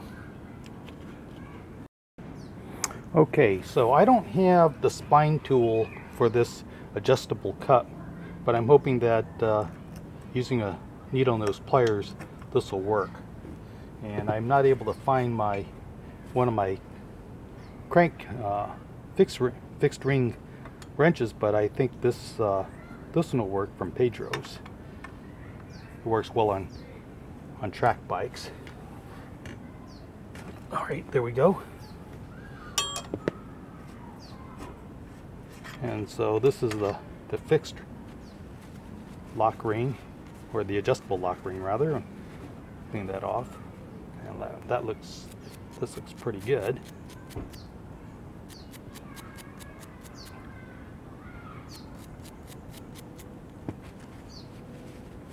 We'll put this off to the side.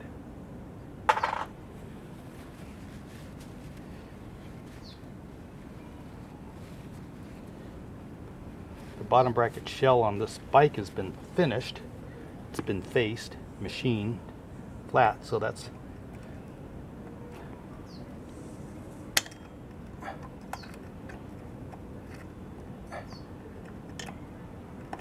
see if I can get this off. All right. And we'll unscrew this and we'll see what we've got. See if this is loose bearings or if it's cage bearings.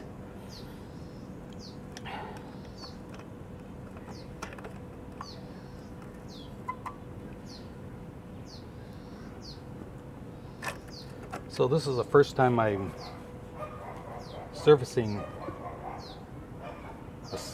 this type of Suntour cup and cone bottom bracket, but they're all similar. This one happens to use a spline adjustable cup.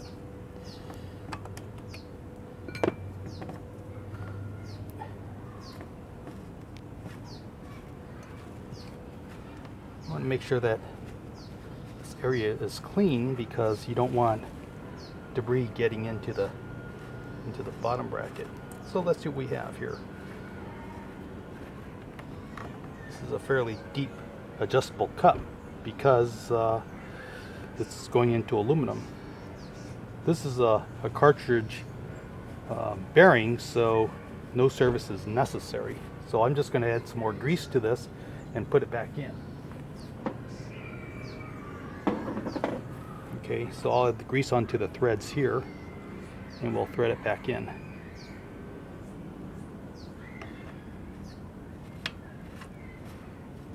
This is a good bottom bracket, no doubt about that.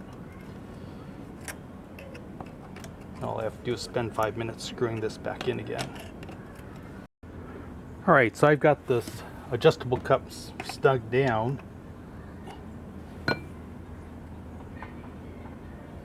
We'll install the lock ring here.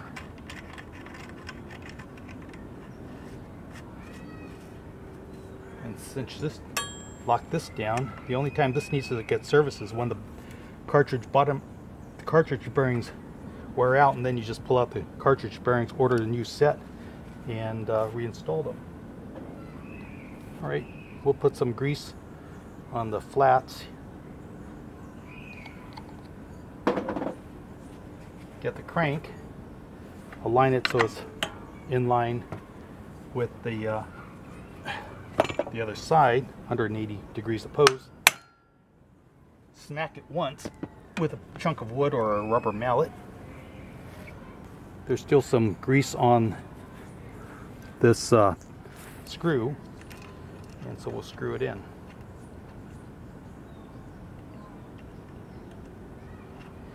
We smack it with a weight to get the crank seated, and you only do it once, okay?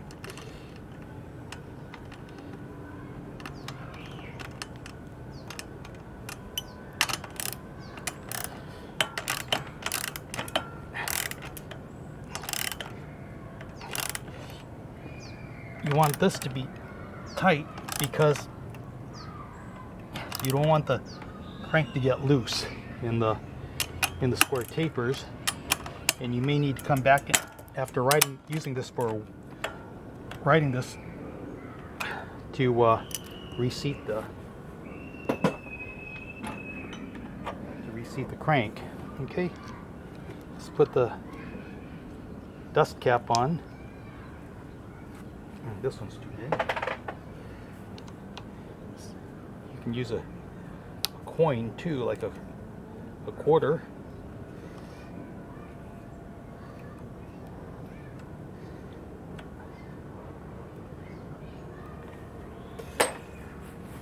Okay, so now that this is done, all I have to do is put the pedals back on. We can tape up the bar, reinflate the tires, take it out for a ride. Okay, so let's wrap the handlebars, and if you watch any of the any YouTube videos about bar tape, you need to have some way of keeping the handlebar from rotating around. An easy way to do that is you just get some cord and tie it around the wheel and tie it off, and this works out pretty well. Alright, so on the right side of the handlebar, you're going to wrap this going in a clockwise direction. Then when you get up to the brake lever here, you're going to peel back the brake lever so that you have some working space, and do this on both sides. And instead of using a figure 8, I'll show you the technique where we can come straight up. Okay, we can't remove the connection here and stuff the bar tape in, so we're going to start square to the bar, and so I'm going to show you how we start that, and then also how we end up here at the top of the bar. Okay, so when working with bar tape, you want to have everything nearby, because when you're wrapping it, if you stop and let go, the tape will unwind itself. Alright, so I've got 2 strips of electrical tape, which is the preferred tape to use.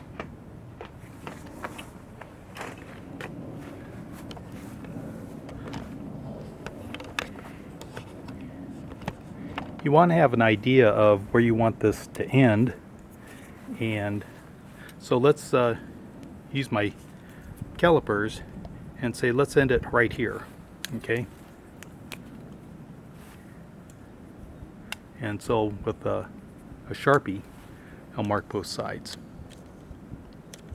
Okay, and it looks like I'll need to move this tape here.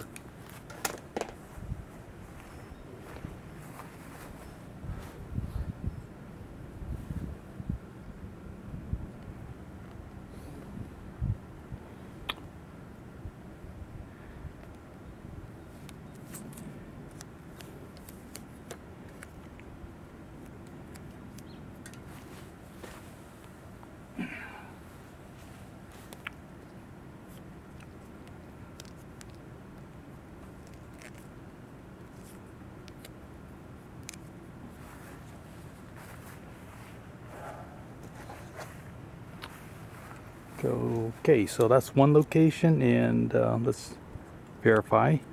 All right, that's good. And then this is the other one here. So you can see that originally when they wrapped the tape, looking at the wear on the handlebars, it wasn't equal spacing. Okay, so like I said, we're going to wrap clockwise on the right side, counterclockwise, up until we get to the handlebar, and then we need to reverse direction so that when you're using it, the bar tape doesn't unwind itself. Now let me show you how we get started. So I'll cut this at a steeper angle.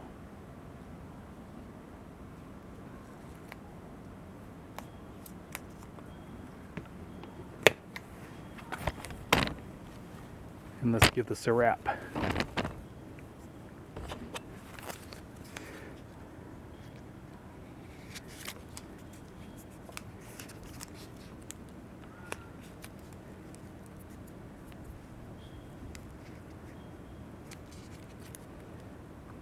Okay.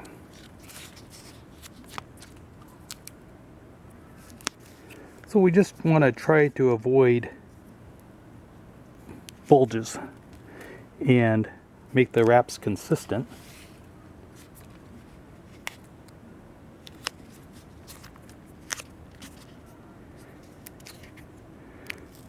I chose blue and black because this is what's available. You want to apply a little bit of tension to it.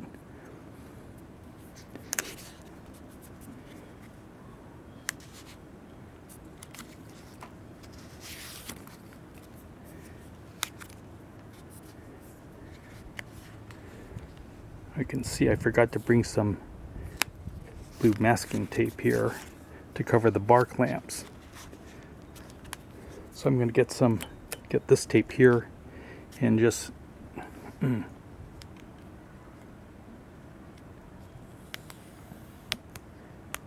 tape down my work while I run off to the garage and get some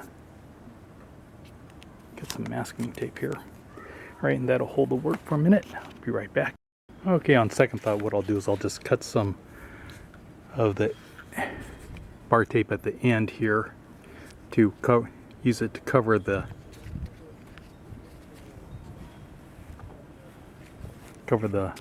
clamp.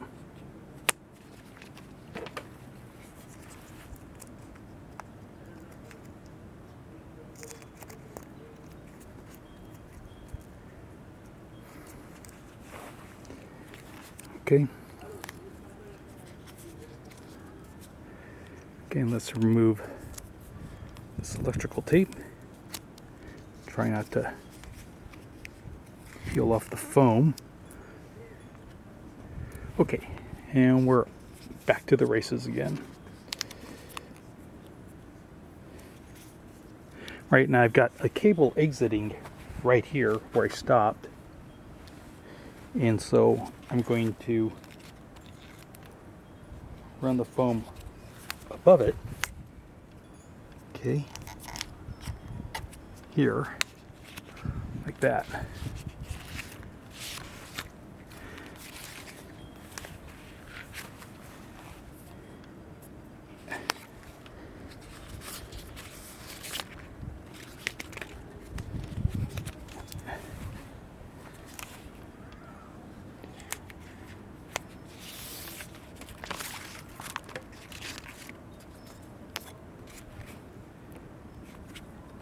Okay, That's good.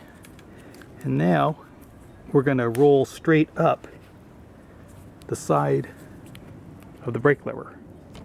We're going to roll straight up the side of the brake lever from underneath on the inside, right? And that will reverse direction. And that will come down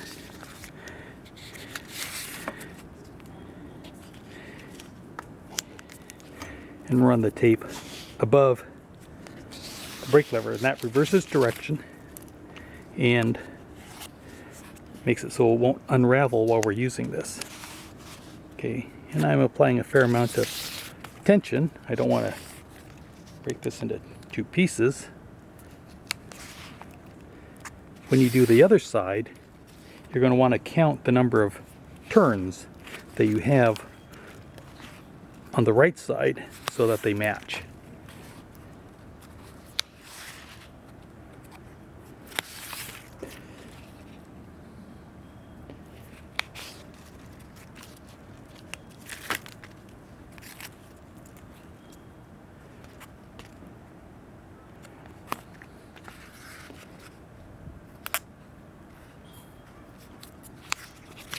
Okay, here we go.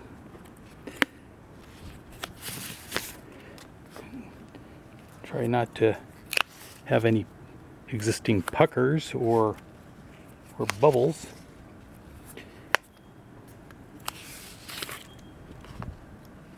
Looks like we'll have a fair amount of extra tape here.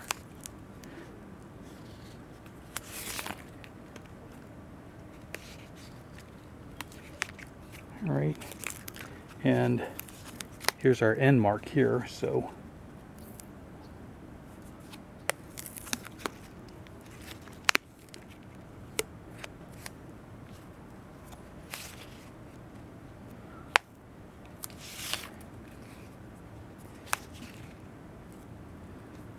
then we'll try to finish that off here. Let me get a pen. And so inspect your work before you cut. Okay, and at this point we can flip down the cover.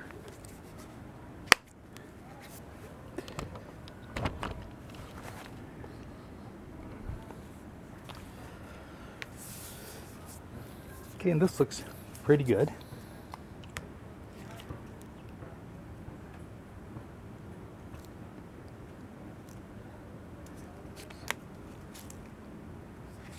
So the tangent point is here, and then we'll run a line straight down this way.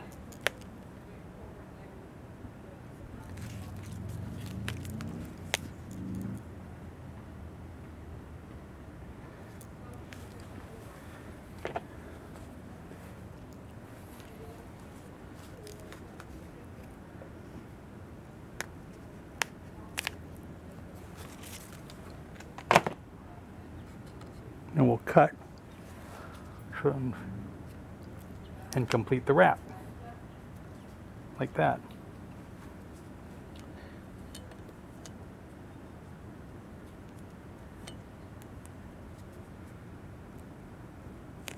Then carefully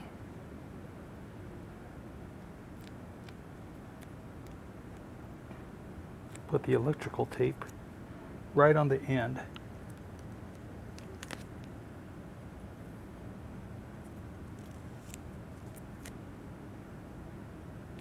And wrap it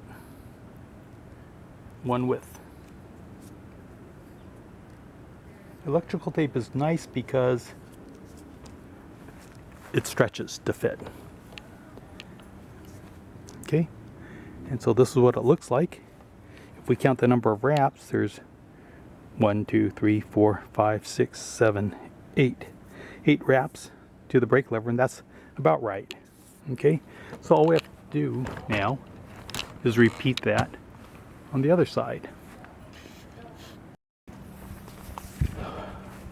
Okay, to start the left side, we're going to wrap this counterclockwise, and I already cut this.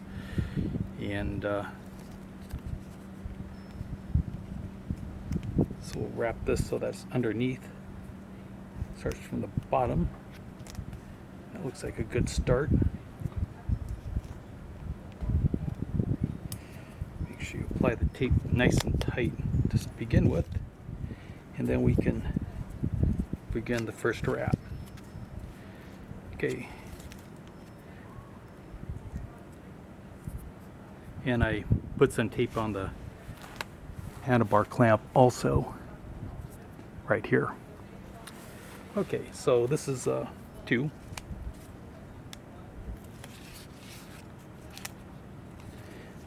3. So I'll try to make the number of wraps equal on this side as it is on the other side, and I believe that I counted 8.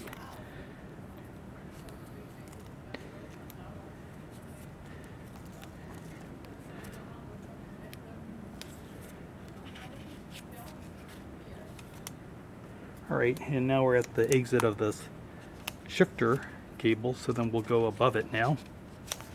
So that was 4, so we'll do another 4 to get to the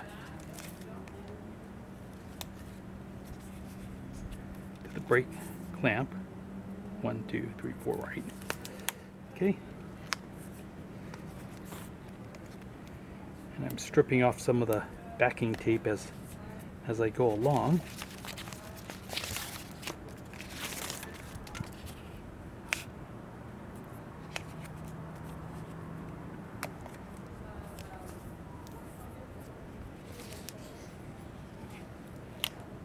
Right, and now I'm at the base of the brake lever, and you want to you want it to come right to the bottom of it. Now we're going to come straight up on the inside. I think you can see that on the camera. Straight up, and then apply some tension to it, pull off some more backing tape, and wrap down to complete this. All right.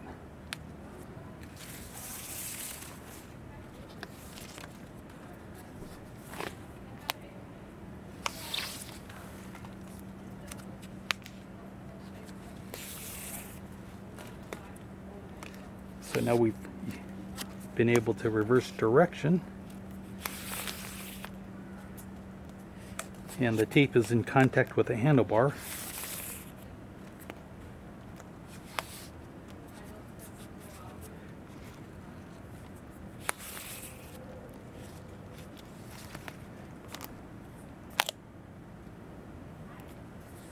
Okay.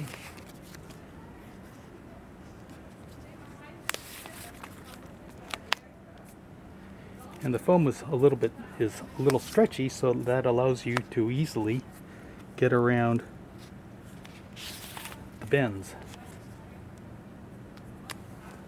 Okay, and take some time to look at the left side to the right side and try to get the spacing to match up.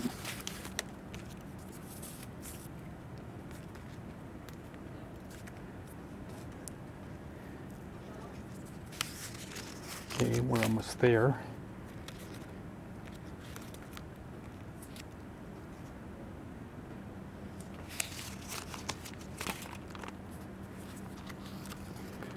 Okay, and then let me put a little bit of tape here so I can grab my pen and scissors. Okay, careful not to damage the tape when you remove this. All right, and here's the mark.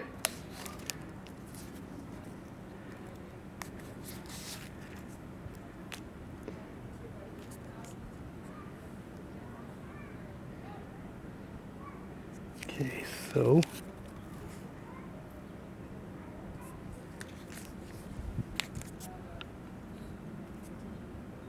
let's say we start right here.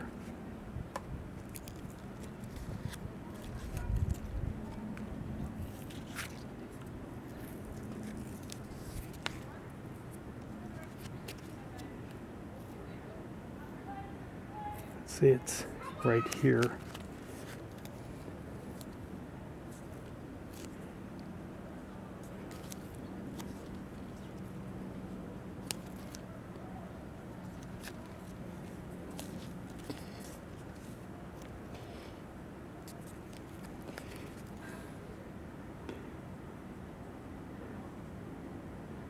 So it'll be tangent to this. All right.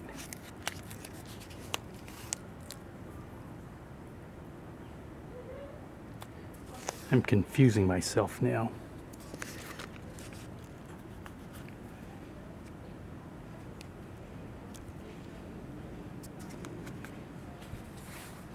So what I'll do is I'll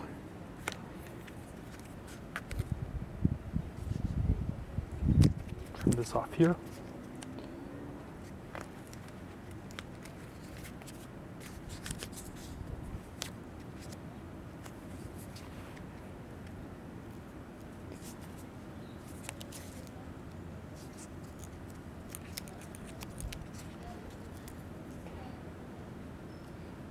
We'll go from here to be parallel to the perpendicular to the bar. Okay. So that's a nice cut.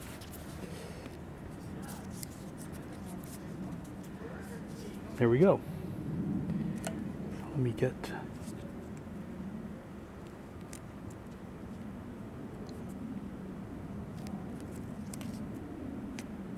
tape on the bar.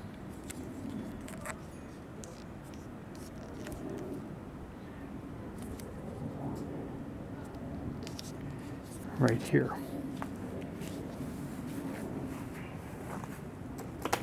There are various tricks you can use to touch this up. If you want it to be black, you can just run a felt tip marker on the inside of this before you tape it up so that it doesn't show.